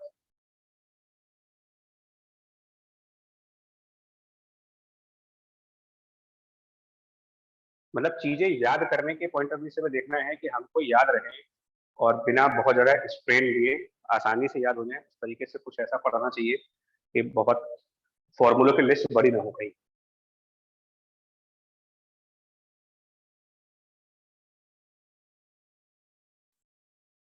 यहाँ तक ठीक है, बोले?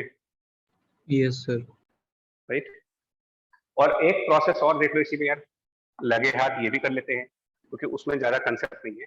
अगर प्रोसेस हमारा पॉलीट्रॉपिक है, जिसकी इक्वेशंस थी PV⁴x कांस्टेंट,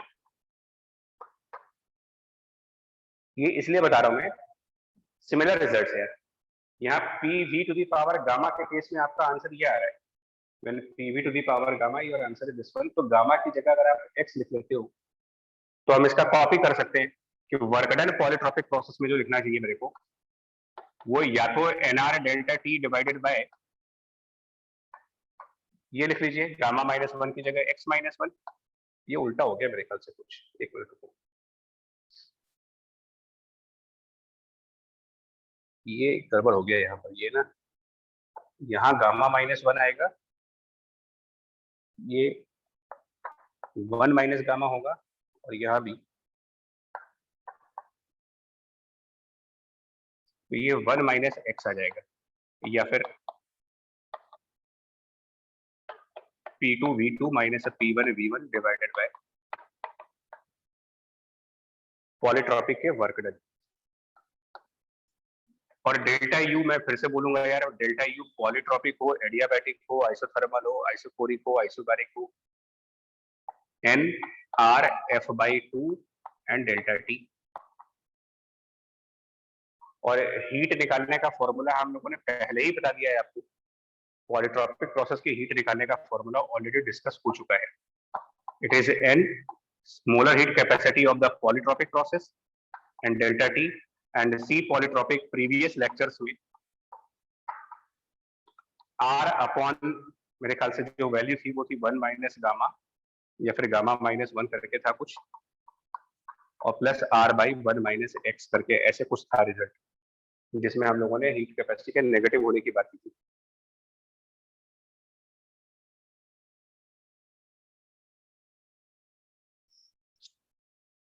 यस सर। ठीक है, तो ये आपके 5 प्रोसेस हो गए हैं, जो मेन प्रोसेसेस थे उनको बता दिया गया है। एडियाबैटिक प्रोसेस का चेंज ऑफ एंट्रोपी पूछा जाए अगर, डेल्टा एस की value, change of 0 entropy 0, because इसमें कोई हीट इन्वॉल्व नहीं है, तो there is no change of entropy, delta S की वैल्यू 0।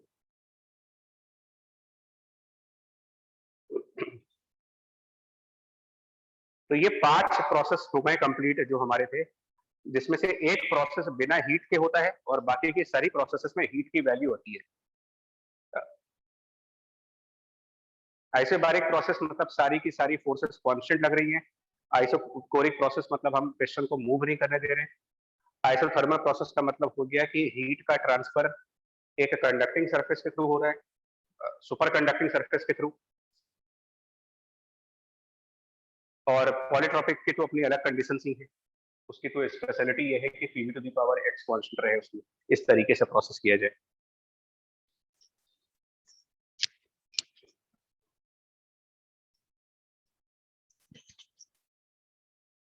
इसके बाद सिक्स्थ नंबर पे एक प्रोसेस होता है जिसको हम कहते हैं एडियाबैटिक फ्री एक्सपेंशन।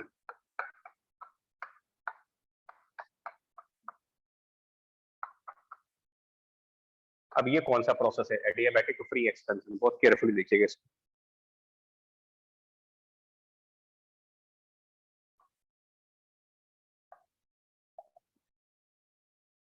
इसमें क्या किया जा रहा है कि मान लो एक सिलेंडर है, क्लोज्ड सिलेंडर, और उसकी जितनी भी वॉल्स हैं, सिलेंडर की जितनी भी वॉल्स हमने लगा रखी है यहाँ पर, ये सारी की सारी वॉल्स इंसुलेटर से, इंसुलेटिंग वॉल्स, जिसका मतलब ये हुआ कि ना तो हीट बाहर से अंदर आ सकती है ना अंदर से बाहर जा सकती है, और इसीलिए एडियाबैटिक नाम दिया गया इसको। एक्चुअली डायाथर्मिक इसका जस्ट अपोजिट है, no heat can flow adiabatic, any amount of heat can flow diathermic. Diathermic होता है तो दोनों तरफ टेम्परेचर बराबर हो जाते हैं, इंसुलेटर है, हीट का एक्सचेंज नहीं होता, बाहर कुछ और टेम्परेचर अंदर कुछ और टेम्परेचर। जो हमारी बॉटल्स होती हैं जिसमें पानी ठंडा रहता है या गर्म रहता है, तो अंदर का टेम्परेचर मेंटेन है, बाहर का टेम्परेचर बदलने दीजिए, बिकॉज उसमें इंसुलेटिंग वॉल्स लगाई है। अब इसमें क्या कर रहे हैं, एक पिस्टन है, और पिस्टन नहीं, एक तरीके से एक फिल्म है, एक तरफ हमारा गैस है और एक तरफ वैक्यूम, एक साइड गैस एक साइड वैक्यूम। गैस का प्रेशर P है, P0 है, वॉल्यूम V0 और टेम्परेचर T0। और ये जो वैक्यूम है इसका वॉल्यूम दिया जा रहा है आपको, जो वैक्यूम है उसका volume suppose that 2V0। Pressure तो होगा नहीं, बिकॉज वैक्यूम में कोई प्रेशर होता नहीं, टेम्परेचर भी नहीं होगा इसमें कोई। अब हम लोगों ने क्या किया, इस फिल्म को ब्रेक कर दिया। मतलब इस क्वेश्चन में ये कहा जा रहा है कि जो फिल्म है उसको हमने एक निडल ली और निडल से फिल्म को ब्रेक किया। क्या रिजल्ट बनेगा अगर हम निडल से इस फिल्म को तोड़ देते हैं, मतलब ये जो फिल्म बीच में रखी थी इसको ब्रेक कर दीजिए, मतलब इसमें एक छेद कर दे, होल क्रिएट कर दे, तो क्या ये गैस वहीं पर बनी रहेगी या फिर ये गैस शिफ्ट कर जाएगी, उधर उधर मूव कर जाएगी आगे पीछे? तो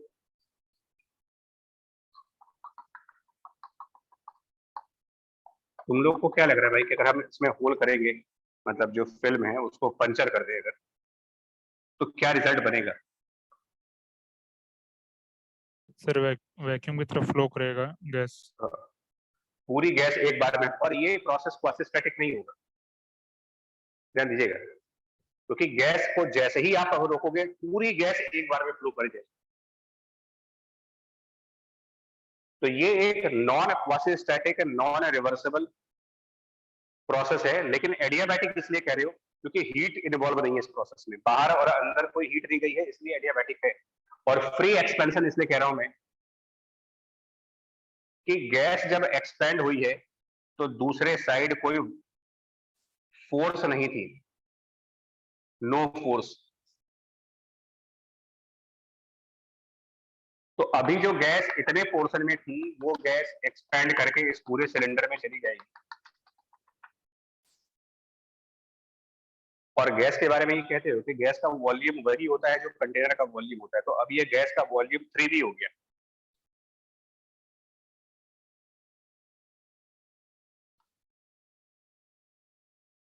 इस प्रोसेस में अगर पूछा जाए कि क्या वर्क किया गया है, इस फ्री एक्सपेंशन के प्रोसेस में वर्क डन कितना हुआ, चेंज ऑफ इंटरनल एनर्जी कितना हुआ, डेल्टा क्यू कितना हुआ, ये सब पूछा जाएगा।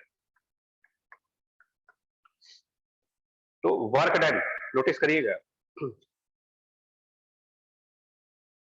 क्या कोई मैकेनिकल ऑब्जेक्ट डिस्प्लेस हुआ है यहां पर?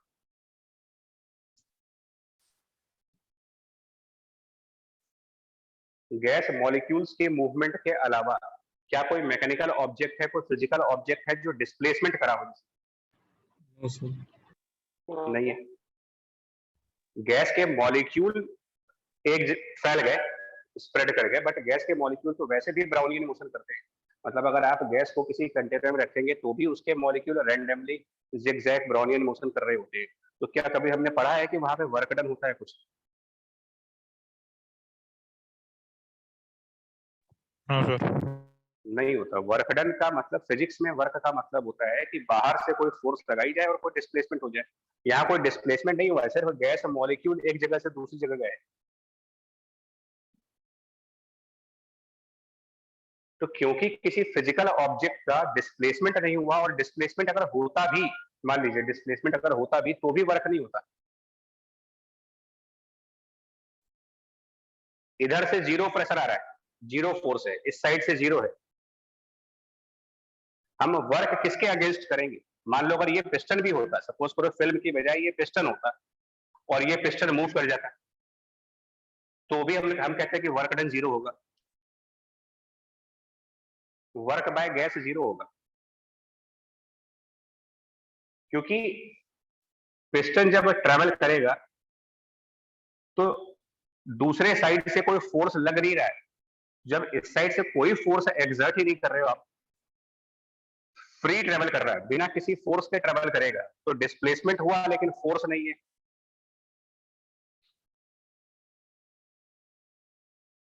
दोनों ही कंडीशंस में वर्क डन की वैल्यू क्लियरली जीरो रखी जाएगी यहाँ पर।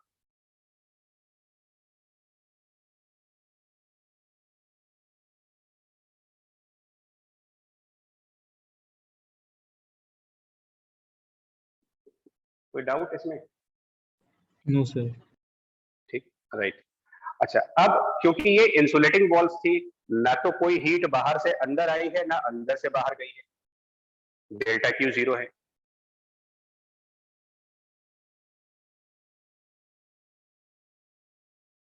ये zero first law of thermodynamics, delta ये भी यू भी जीरो। डेल्टा यू जीरो होने का मतलब टेम्परेचर कांस्टेंट रहेगा, because change of internal energy clearly function of change of temperature होता है, और किसी चीज का फंक्शन नहीं है। डेल्टा यू जीरो मतलब टेम्परेचर कांस्टेंट, यानी गैस का वॉल्यूम बढ़ गया, बट ये जिस टेम्परेचर पे था उसी टेम्परेचर पे रहेगा, टी नॉट पे।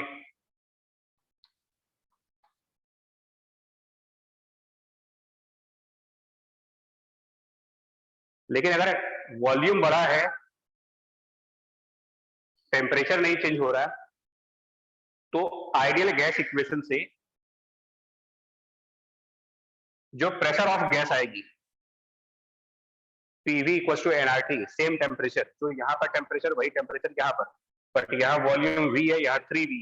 नेचुरल सी बात है कि जो प्रेशर एग्जर्ट होगा यहाँ पर वो पी नॉट बाई 3, बट ये प्रोसेस आइसोथर्मल नहीं है। मैं इतनी देर से यही समझाने की कोशिश कर रहा हूँ कि आपको प्रोसेसेस के अचीवमेंट का तरीका भी जब पता होना चाहिए कि प्रोसेस एक्चुअली प्रैक्टिकल लाइफ में होती किस तरीके से है। ये आइसोथर्मल प्रोसेस की कंडीशन बताई गई है आपको। प्रोसेस आइसोथर्मल तभी हो सकता है जब ट्रांसफर ऑफ हीट इन्वॉल्व हो और उसके बाद टेम्परेचर मेंटेन रहा हो। इसमें टेम्परेचर मेंटेन है लेकिन विदाउट हीट है, can not be declared as isothermal process.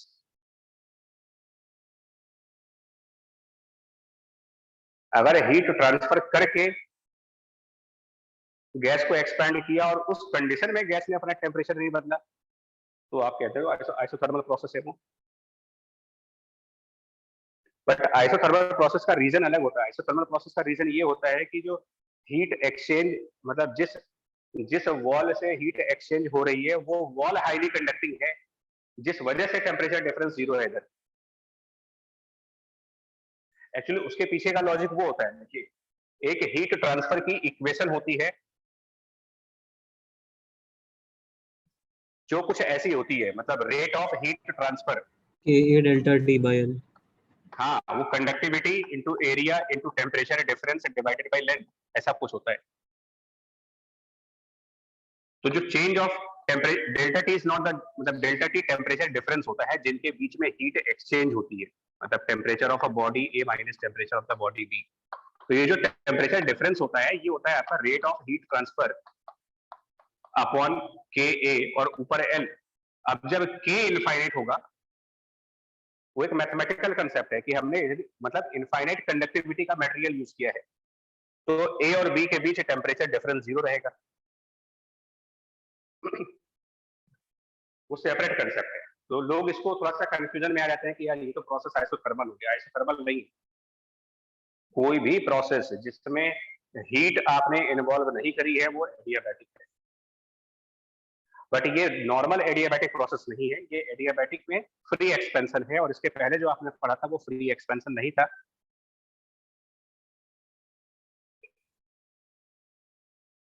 ऐसे में ये सारी बातें हो गई, ठीक है, टेम्परेचर मेंटेन हो गया, वॉल्यूम वॉल्यूम सब आ गया। चेंज ऑफ एंट्रोपी कितना हुआ इसमें? Change of entropy 0। नहीं नहीं, चेंज ऑफ एंट्रोपी, एंट्रोपी तो रैंडमनेस तो बढ़ी ना। अगर हम एंट्रोपी के फिजिकल मीनिंग पे जाए तो रैंडमनेस होती है। तो molecules are now more random, ज्यादा वॉल्यूम में रैंडमाइजेशन ज्यादा होगी, कम वॉल्यूम में थे तो कम रैंडम रहेंगे, ज्यादा वॉल्यूम में है तो और घूमने फिरने की जगह मिल गई, तो उनका रैंडमाइजेशन बढ़ा। हाँ, आप सिर्फ अपना फॉर्मूला यूज करें, मैं फिर बोल रहा हूँ, क्योंकि वैसे तो लॉजिक होना चाहिए बट अभी टाइम की प्रॉब्लम है। फॉर्मूला था NR natural log V final by V initial plus NRF by 2 natural log T final by T initial. Temperature बदला ही नहीं है, सेकंड टर्म 0 हो गई। जो पहला टर्म है वही चेंज ऑफ एंट्रोपी, खत्म कर दीजिए इसको। First term is the change of entropy.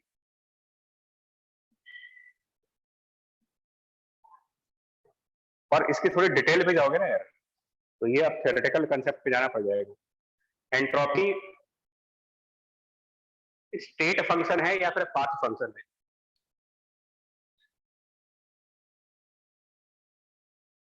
Theoretical concept की तरफ चल रहा हूं मैं भी। अगर कोई पूछे कि एंट्रोपी प्रोसेस के ऊपर डिपेंड करता है या प्रोसेस की इनिशियल और फाइनल स्टेट पे डिपेंड करता है, answer it is simply a state function. मतलब कि हम एक स्टेट से दूसरी स्टेट, स्टेट का मतलब यहाँ पर ज्योग्राफिकल स्टेट की बात नहीं हो रही है। स्टेट का मतलब यहाँ पर होता है, थर्मोडायनेमिक में जब आप स्टेट वर्ड यूज करते हो तो इसका मतलब होता है प्रेशर, वॉल्यूम एंड टेम्परेचर। तो जो हमने स्टेट गैस का चेंज कर दिया, मतलब कि उसके प्रेशर, वॉल्यूम, टेम्परेचर को चेंज किया। तो आपने किस तरीके से प्रेशर, वॉल्यूम, टेम्परेचर को बदला है ये इंपॉर्टेंट नहीं है, बदल करके क्या कर दिया ये इंपॉर्टेंट है। मतलब उसका इनिशियल प्रेशर, वॉल्यूम, टेम्परेचर क्या है और फाइनल प्रेशर, वॉल्यूम, टेम्परेचर क्या है, सिर्फ ये दो ही इंफॉर्मेशन चाहिए मेरे को एंट्रोपी का चेंज निकालने के लिए। मुझे इससे कोई मतलब नहीं कि प्रेशर को चेंज करते वक्त, वॉल्यूम को चेंज करते वक्त या टेम्परेचर को चेंज करते वक्त प्रोसेस कौन सा यूज किया गया है।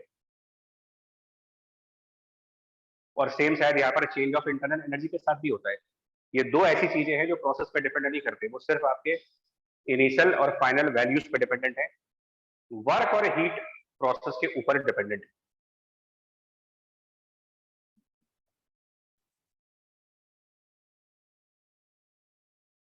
तो हमें इससे मतलब नहीं है कि ये एडियाबैटिक एक्सपेंशन हुआ है कि आइसोथर्मल हुआ है कि कैसे हुआ, हमें मतलब सिर्फ एक बात से है, इनिशियल प्रेशर, वॉल्यूम, टेम्परेचर क्या है और फाइनल प्रेशर, वॉल्यूम, टेम्परेचर क्या है, दैट्स ऑल। मेरे पास फॉर्मूला है, और ये जो फॉर्मूला है ये रिवर्सिबल प्रोसेस के लिए भी है और इरिवर्सिबल प्रोसेस के लिए भी है। ये आपको केमिस्ट्री में हेल्प कर सकता है, हमारे लिए तो नहीं हेल्प करने वाला, क्योंकि हमारे में तो सीधा सीधा चेंज ऑफ एंट्रोपी पूछते हैं वो, ये आंसर आ जाएगा इसमें। सर हाँ सर इसमें हीट चेंज तो 0 था, तो एंट्रोपी 0 क्यों नहीं हुई? हाँ, यही एक प्रॉब्लम है। देखिए एक्चुअल में बढ़िया पॉइंट है, जो एंट्रोपी की जो डेफिनेशन है ना आपकी, जो change of entropy differential form में is dq divided by capital T। यहाँ पर थ्योरेटिकल कांसेप्ट्स के ऊपर है, हम लोग बहुत केयरफुली सुनिएगा। ये जो डेफिनेशन है जिसके थ्रू अपना आंसर आप देखने की कोशिश कर रहे हो कि भाई हीट तो इन्वॉल्व हुआ नहीं, तो फिर ds क्यों आता है? तो पहली बात, ये डेफिनेशन जो दी गई है ये दी ही गई है रिवर्सिबल प्रोसेस के लिए। इरिवर्सिबल प्रोसेस में ये डेफिनेशन है ही नहीं। तो कोई भी प्रोसेस जो इरिवर्सिबल है उसका हम उसके लिए एंट्रोपी का चेंज निकालने के लिए ये डेफिनेशन यूज नहीं करते। लेकिन बड़ा अजीब सी बात है, एक चीज जो डिफाइंड है रिवर्सिबल प्रोसेस से, और इसी के थ्रू आपका ये फॉर्मूला है, इसी की हेल्प से ये डिराइव हुआ था।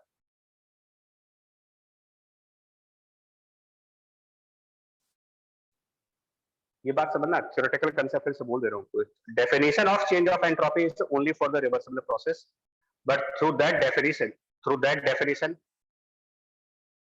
the final result of change of entropy is for irreversible as well as irreversible, क्योंकि चेंज ऑफ एंट्रोपी ये कहता है कि आपने जो प्रोसेस की, मान लीजिए एक गैस का प्रेशर P0 है, वॉल्यूम V0 है, टेम्परेचर T0 है, और मैंने एक प्रोसेस किया और वो प्रोसेस एक रिवर्सिबल आइसोथर्मल प्रोसेस है। मान लीजिए एक रिवर्सिबल आइसोथर्मल प्रोसेस किया मैंने, जिसके अंदर इसका वॉल्यूम 3V0 कर दिया, टेम्परेचर मेंटेन हो, ऑटोमेटिकली प्रेशर P0/3 हो जाएगा। Reversible isothermal process. और वही दूसरी जगह पर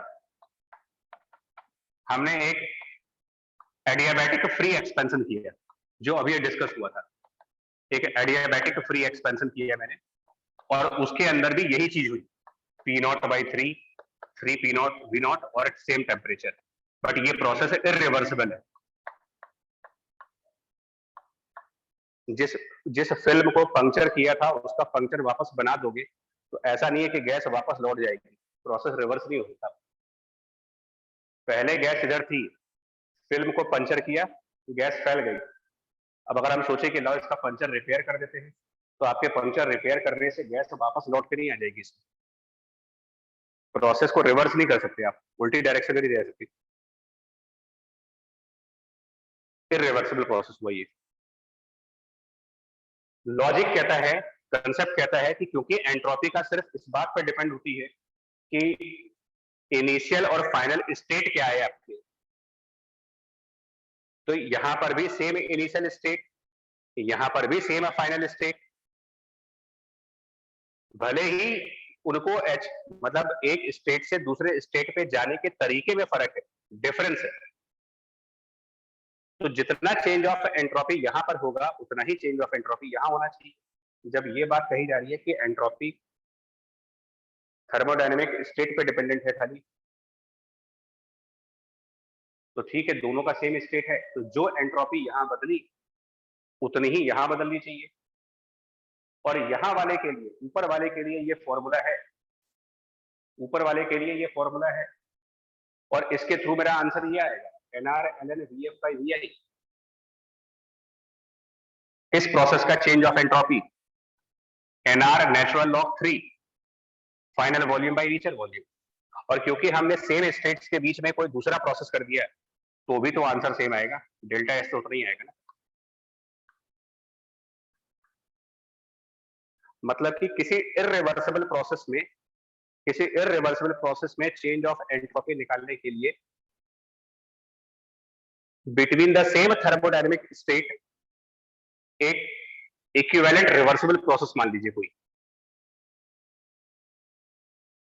बट क्योंकि ये बहुत डीप और थ्योरेटिकल कंसेप्ट्स हैं, मैं इनमें जाने का अभी तो एडवाइस नहीं दूंगा, और क्योंकि इसलिए भी नहीं दूंगा क्योंकि एक तो जे एडवांस में है नहीं, तो कोई मतलब नहीं बनता। और मेंस में जो है वो ऑब्वियसली एक ऑब्जेक्टिव क्वेश्चन कभी आना है, वो आपका फॉर्मूले से हो जाता है,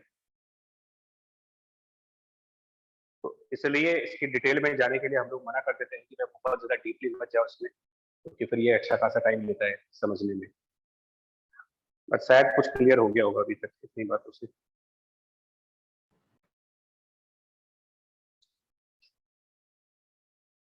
नहीं हुआ क्लियर तो फिर से बता दें, अगर हो गया तो बता दीजिए। हो गया सर। राइट, ठीक है। एडियाबैटिक फ्री एक्सपेंशन हो गया, छठा प्रोसेस था आपका ये थर्मोडायनेमिक्स का छठा प्रोसेस।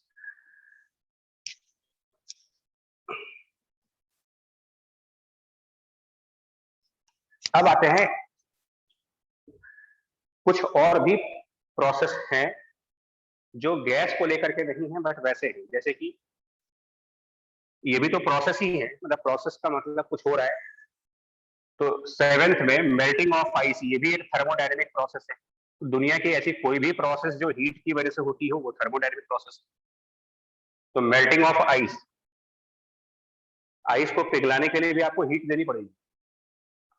तो अगर हमने मान लो एम के जी आइस दी, ऑब्वियसली 0 डिग्री सेल्सियस पर होगी, और उसको हीट किया डेल्टा क्यू से, और उसका कंसिक्वेंस ये हुआ कि ये कंप्लीटली मेल्ट कर गया, पूरी तरीके से मेल्ट हो गया। इतनी हीट दी कि ये मेल्ट कर गया, ऑब्वियसली मेल्ट करके पानी बनेगा नहीं, आइस है तो पानी बन जाएगा। इस प्रोसेस में नंबर 1, इसमें भी आपसे पूछा जा सकता है, नंबर 1 क्या वर्क हुआ, नंबर 2 कितनी हीट इन्वॉल्व हुई, number 3 change of internal energy क्या है, नंबर 4 चेंज ऑफ एंट्रोपी क्या है। तो कितनी हीट इन्वॉल्व हुई, कैलोरीमेट्री, सिर्फ आइस को मेल्ट करना है और कुछ तो करना नहीं है। तो amount of heat required is mass into the latent heat of a fusion, सीधा सा रूल है कैलोरीमेट्री। हाँ, अगर ये 0 डिग्री सेल्सियस की बजाय मान लो -10 डिग्री सेल्सियस पर रहा होता, तो पहले मुझे -10 डिग्री सेल्सियस से 0 डिग्री सेल्सियस तक लाने के लिए हीट चाहिए थी, वो ms डेल्टा टी से आएगा, और उसके बाद इसको मेल्ट करने की हीट चाहिए, वो मास इनटू लेटेंट हीट से आएगी। वर्क डन, ऑब्वियस सी बात है कि जब आइस पिघल रहा होगा तो ये पूरा प्रोसेस एक ओपन एटमॉस्फेयर में हो रहा है। Melting of ice in open atmosphere मतलब कि एक्सटर्नल फोर्सेस कांस्टेंट है। कोई भी प्रोसेस जो खुले आसमान में होता होगा ना, मतलब कि ओपन एटमॉस्फेयर में, वो थर्मोडायनेमिक प्रोसेस आइसोबारिक माना जाता है। और अगर ये आइसोबारिक प्रोसेस है तो work done should be pressure into delta we. So pressure atmospheric और चेंज ऑफ वॉल्यूम, वॉल्यूम तो चेंज होगा, मास नहीं चेंज होगा। सॉलिड से लिक्विड में जाते हैं तो डेंसिटी बदल जाती है, मास उतना ही रहेगा, डेंसिटी बदल जाएगी, वॉल्यूम बदल जाएगा। Final volume is the mass upon density of water, initial volume mass divided by density of ice. Density में फर्क है, वाटर की डेंसिटी 1000 किलोग्राम पर मीटर क्यूब और आइस की डेंसिटी 900 किलोग्राम पर मीटर क्यूब। तो फेज ट्रांसफॉर्मेशन में वॉल्यूम बदलती है at a constant pressure, isobaric process होता है। Work done heat delta U, यहां पर केयरफुल रहना है। Delta U can not be written as nRFT/2, जल्दीबाजी में ये नहीं काम करेगा, क्योंकि ये सिर्फ गैसेस के लिए होता है और यहाँ कोई गैस नहीं है, ये प्रोसेस में कोई गैस इन्वॉल्व नहीं है, तो हम गैस वाला फॉर्मूला यूज नहीं करेंगे। लेकिन फर्स्ट लॉ ऑफ थर्मोडायनेमिक तो सबके लिए है, क्योंकि वो कंजर्वेशन ऑफ एनर्जी के ऊपर काम करता है। तो delta U is delta Q minus delta W, ये लगा सकते हो। मतलब कोई भी ऐसा प्रोसेस जो जिसमें वर्क है, हीट है, बट उसमें गैस नहीं है, तो भी फर्स्ट लॉ ऑफ थर्मोडायनेमिक्स काम करता है। किसी भी प्रोसेस का चेंज ऑफ इंटरनल एनर्जी इस amount of heat minus work done. आगे का पार्ट मेरे ख्याल से आप खुद कर सकते हो, हीट की वैल्यू पता है, वर्क डन की वैल्यू पता है, माइनस कर लेंगे, चेंज ऑफ इंटरनल एनर्जी आ जाएगा, change of entropy. Change of entropy is actually, अब यहां पर भी वो वाला फॉर्मूला नहीं लगा सकते जो अभी हम लोगों ने पढ़ा था, NR ln v2/v1 nRF/2 TF, क्योंकि वो भी गैसेस के लिए है। लेकिन डेफिनेशन तो काम करेगी, that delta S is integration of dq divided by capital T, definition काम करेगी इसकी। और क्योंकि जो फेज ट्रांसफॉर्मेशन होती है वो एक कांस्टेंट टेम्परेचर फिनोमेना होते हैं, आइसोथर्मल फिनोमेना होते हैं, टेम्परेचर नहीं बदलता इस टाइम पर, कैपिटल टी कांस्टेंट रहेगा। कांस्टेंट वैल्यू के ऊपर, कांस्टेंट टेम्परेचर के ऊपर हम ये सब कुछ कर रहे हैं इसमें, तो टेम्परेचर को बाहर रखिए और बचा सिर्फ dq इंटीग्रेट होकर के डेल्टा क्यू, और डेल्टा क्यू की value m into latent heat.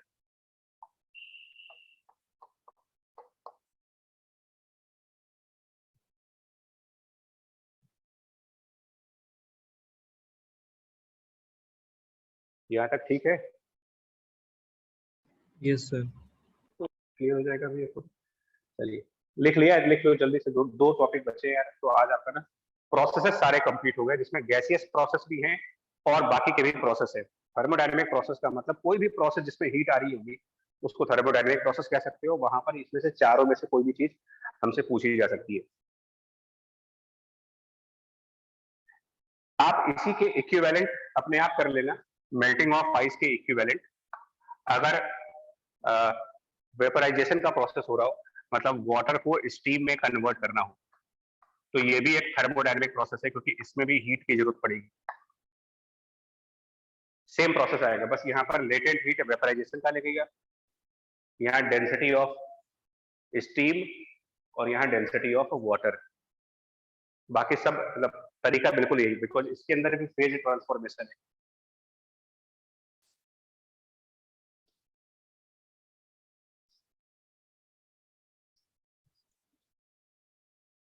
सिर्फ न्यूमेरिकल वैल्यू नहीं दे रहा हूं मैं, और बाकी लगभग पूरा पूरा चैप्टर। 8 rise of temperature. मान लो अगर हम कैलोरीमेट्री की बात करते हैं, rise of temperature of object. Simple सा क्वेश्चन, एम मास की बॉडी, टेम्परेचर उसका T डिग्री सेल्सियस है, उसको हीट कर दिया और हीट करने से टेम्परेचर बदल गया, T प्लस डेल्टा T हो गया उसका, मान लेते हैं, या T इनिशियल से T फाइनल हो गया, जैसे भी कर दीजिए।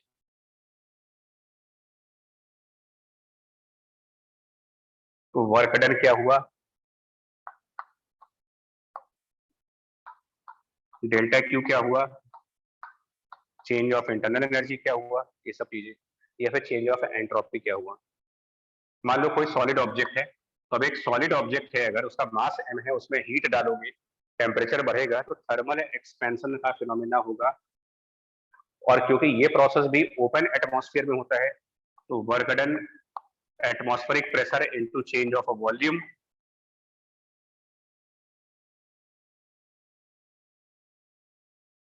और change of volume according to thermal expansion phenomena is the original volume gamma delta into T. 3 alpha, अगर alpha coefficient of linear expansion हो, alpha coefficient of linear expansion, तो 3 alpha coefficient of volume expansion into delta T। heat calorimetry, mass, specific heat capacity और change of temperature। और delta U पहला first law of thermodynamics, delta Q minus delta E, इसमें gas वाला formula नहीं लगाते। और change of entropy, integral dq by t, definition चलेगी अब, and dq according to calorimetry, mass, specific heat and dt, calorimetry चल रहा है यहाँ पर, upon t।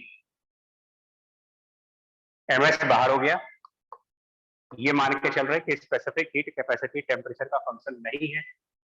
In case specific heat capacity function of temperature होता तो इसको अंदर रख देते, अभी फिलहाल बाहर लेके आइए। dt बाई टी, जिसका इंटीग्रेशन करेंगे तो natural log v final divided bye v initial.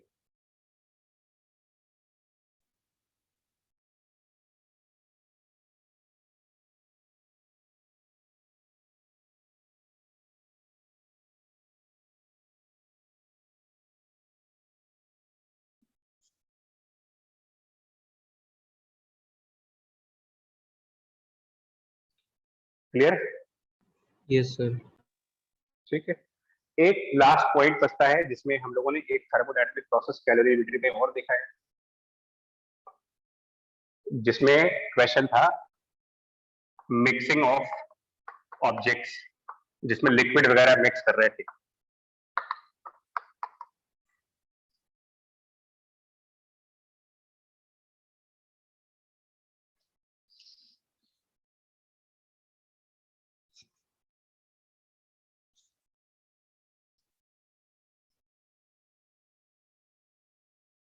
इसमें एंट्रोपी पूछी जाती है सिर्फ, और कुछ नहीं पूछा जाता, जिसमें ये कहते हैं कि मान लो हमारे पास m1 किलोग्राम का कोई एक लिक्विड है 1 और एक m2 किलोग्राम का कोई लिक्विड है 2।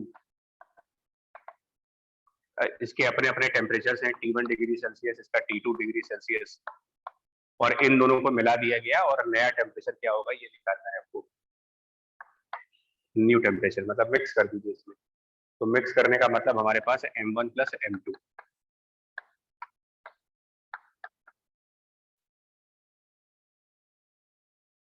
जिसमें हम लोगों ने कैलोरीमीटर में एक बात कही थी कि हम इसमें जो मिक्सिंग ऑफ लिक्विड्स मानते हैं तो उसमें ये मानते हैं कि लिक्विड्स आपस में रिएक्ट नहीं कर पाएंगी।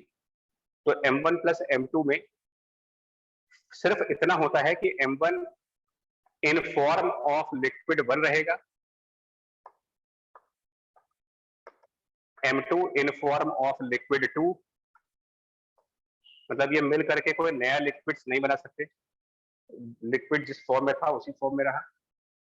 सिर्फ ये होता है कि टेम्परेचर T1 T2 का बदल करके T डिग्री सेल्सियस हो जाता है, मतलब कि एक कॉमन टेम्परेचर पे आ जाते हैं। जो टेम्परेचर डिफरेंस था वो खत्म हो जाता है और ये एक सेम टेम्परेचर पे आ जाते हैं। और कैलोरीमेट्री के हिसाब से हम लोगों ने एक इक्वेशन बनाई थी which was m1 s1 into temperature T1 plus m2 s2 temperature T2। Here m1 s1 T और प्लस m2 s2 T, मतलब सिर्फ टेम्परेचर कॉमन किया गया है उनको मिक्स करके, और कुछ नहीं किया गया है। और यहां से हमारा फाइनल टेम्परेचर आ जाता है यहाँ पर T फाइनल।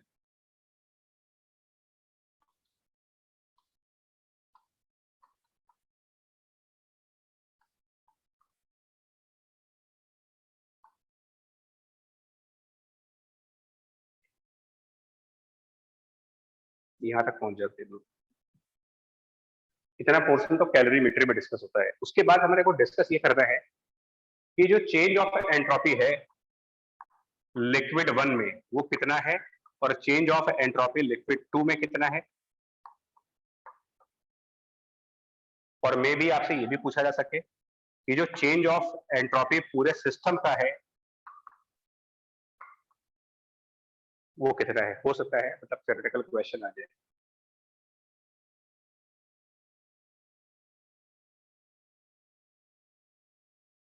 तो अभी अभी हम लोगों ने डिस्कस किया है इसके बारे में, जस्ट इसके पहले वाला टॉपिक जहां ऑब्जेक्ट का टेम्परेचर राइज होता है। अभी थोड़ी देर पहले उसका फॉर्मूला था m इंटू एस, जस्ट इसके पहले वाला article, mass specific heat into natural log final temperature upon the original temperature. हाँ, तो यहाँ m1 s1 लग जाएगा और दूसरे वाले में m2 s2 और natural log T final divided bye T2, क्योंकि लास्ट में तो दोनों का कॉमन टेम्परेचर हो ही रहा है। स्टार्टिंग में टेम्परेचर का फर्क था, बाद में तो दोनों के सेम टेम्परेचर आ जाएंगे। और एक ऑब्वियस सी बात देखना, दोनों पॉजिटिव कभी नहीं आ सकते। Suppose T1 was more than T2, तो नेचुरल सी बात है कि जब आप इसको मिक्स करके लाओगे तो जो नया टेम्परेचर आएगा,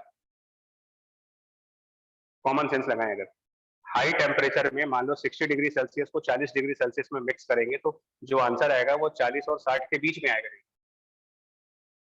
मतलब कोई एक बॉडी होगी जिसका टेम्परेचर डाउन होगा और एक बॉडी होगी जिसका टेम्परेचर अप होगा, एक का डाउन एक का अप। मतलब किसी एक के लिए, इनमें से किसी एक लिक्विड के लिए फाइनल टेम्परेचर की वैल्यू, मतलब अगर हमने ये माना है सपोज T1 ज्यादा है तो इसका टेम्परेचर डाउन हो जाएगा, मतलब बाद में टेम्परेचर इसका कम आएगा, यानी T फाइनल कम होगा, T1 ज्यादा होगा। यानी यहाँ पर 1 से छोटी वैल्यू, लॉग के अंदर 1 से छोटी वैल्यू मतलब कि नेगेटिव, मतलब कि एक का चेंज ऑफ एंट्रोपी नेगेटिव आने वाला है और एक का चेंज ऑफ एंट्रोपी पॉजिटिव आने वाला है। ये श्योर है, डेल्टा एस एक नेगेटिव वैल्यू पर होगा एक पॉजिटिव वैल्यू पर होगा, 100% श्योर है। जिसका टेम्परेचर डाउन हो रहा है वो एंट्रोपी लूज कर रहा है, जिसका टेम्परेचर अप हो रहा है वो एंट्रोपी गेन कर रहा है। पर सिस्टम की बात करोगे जब आप, तो ये delta S1 plus delta S2 से आएगा, इसका डायरेक्ट कोई फॉर्मूला नहीं है, अलग अलग निकाल के आएगा। और इसके बारे में एक एंट्रोपी का बड़ा फेमस स्टेटमेंट है जो कहता है कि किसी सिस्टम की अगर आप एंट्रोपी की बात करते हो, एक सिस्टम अगर बात करिए, क्या होना चाहिए? एक सिस्टम के एंट्रोपी की अगर हम बात करते हैं तो ये कहा जाता है कि ये हमेशा ही इंक्रीजिंग वैल्यू है। मतलब एक, अब इसके पीछे भी बहुत सारे, एक्चुअली ये सब है स्टैटिस्टिकल फिजिक्स में इसके आंसर है। जितने भी आंसर्स हैं वो हम लोग क्लासिकल फिजिक्स पढ़ रहे हैं, इनमें है नहीं। मतलब लॉजिक कहते हैं कि यूनिवर्स में रैंडमनेस हमेशा बढ़ती जाती है, कभी भी कम नहीं होती। तो रैंडमनेस की वजह से एंट्रोपी हमेशा बढ़ती है किसी भी सिस्टम की, एक कंप्लीट सिस्टम की। सिस्टम के जो कंपोनेंट्स हैं उनकी एंट्रोपी कम ज्यादा हो सकती है। मतलब यहाँ पर जो मेरा सिस्टम है वो लिक्विड 1 प्लस लिक्विड 2 को लेकर के, लिक्विड 1 एंड लिक्विड 2।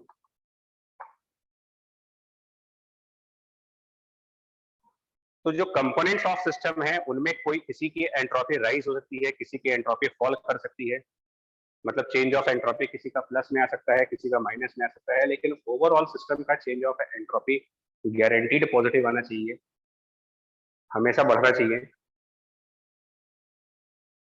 मतलब कि अगर लिक्विड 1 एंट्रोपी लूज कर रहा है तो लिक्विड 2 उससे ज्यादा मैग्नीट्यूड का एंट्रोपी गेन करना चाहिए उसको।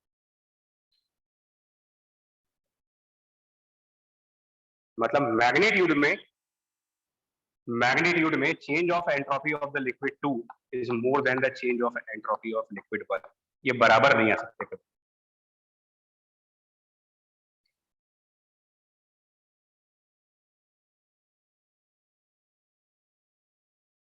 हमारे लिए ये नेगेटिव वैल्यू है और ये पॉजिटिव वैल्यू है।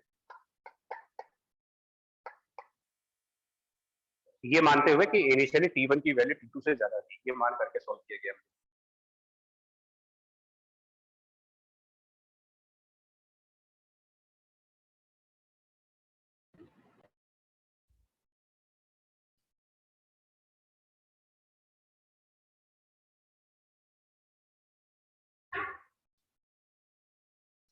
ठीक है, यहाँ तक बोलो।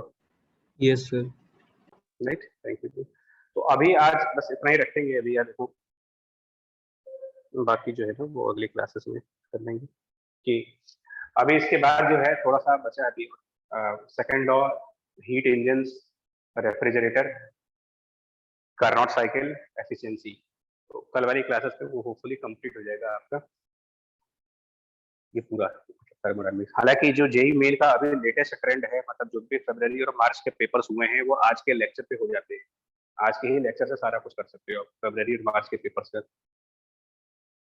ठीक है, फिर भी कंप्लीट कर लेंगे इसको कल वाली क्लास में। ठीक है, चलिए रखते हैं बच्चा, bye bye. Thank you sir. Thank you बच्चा। Thank you sir.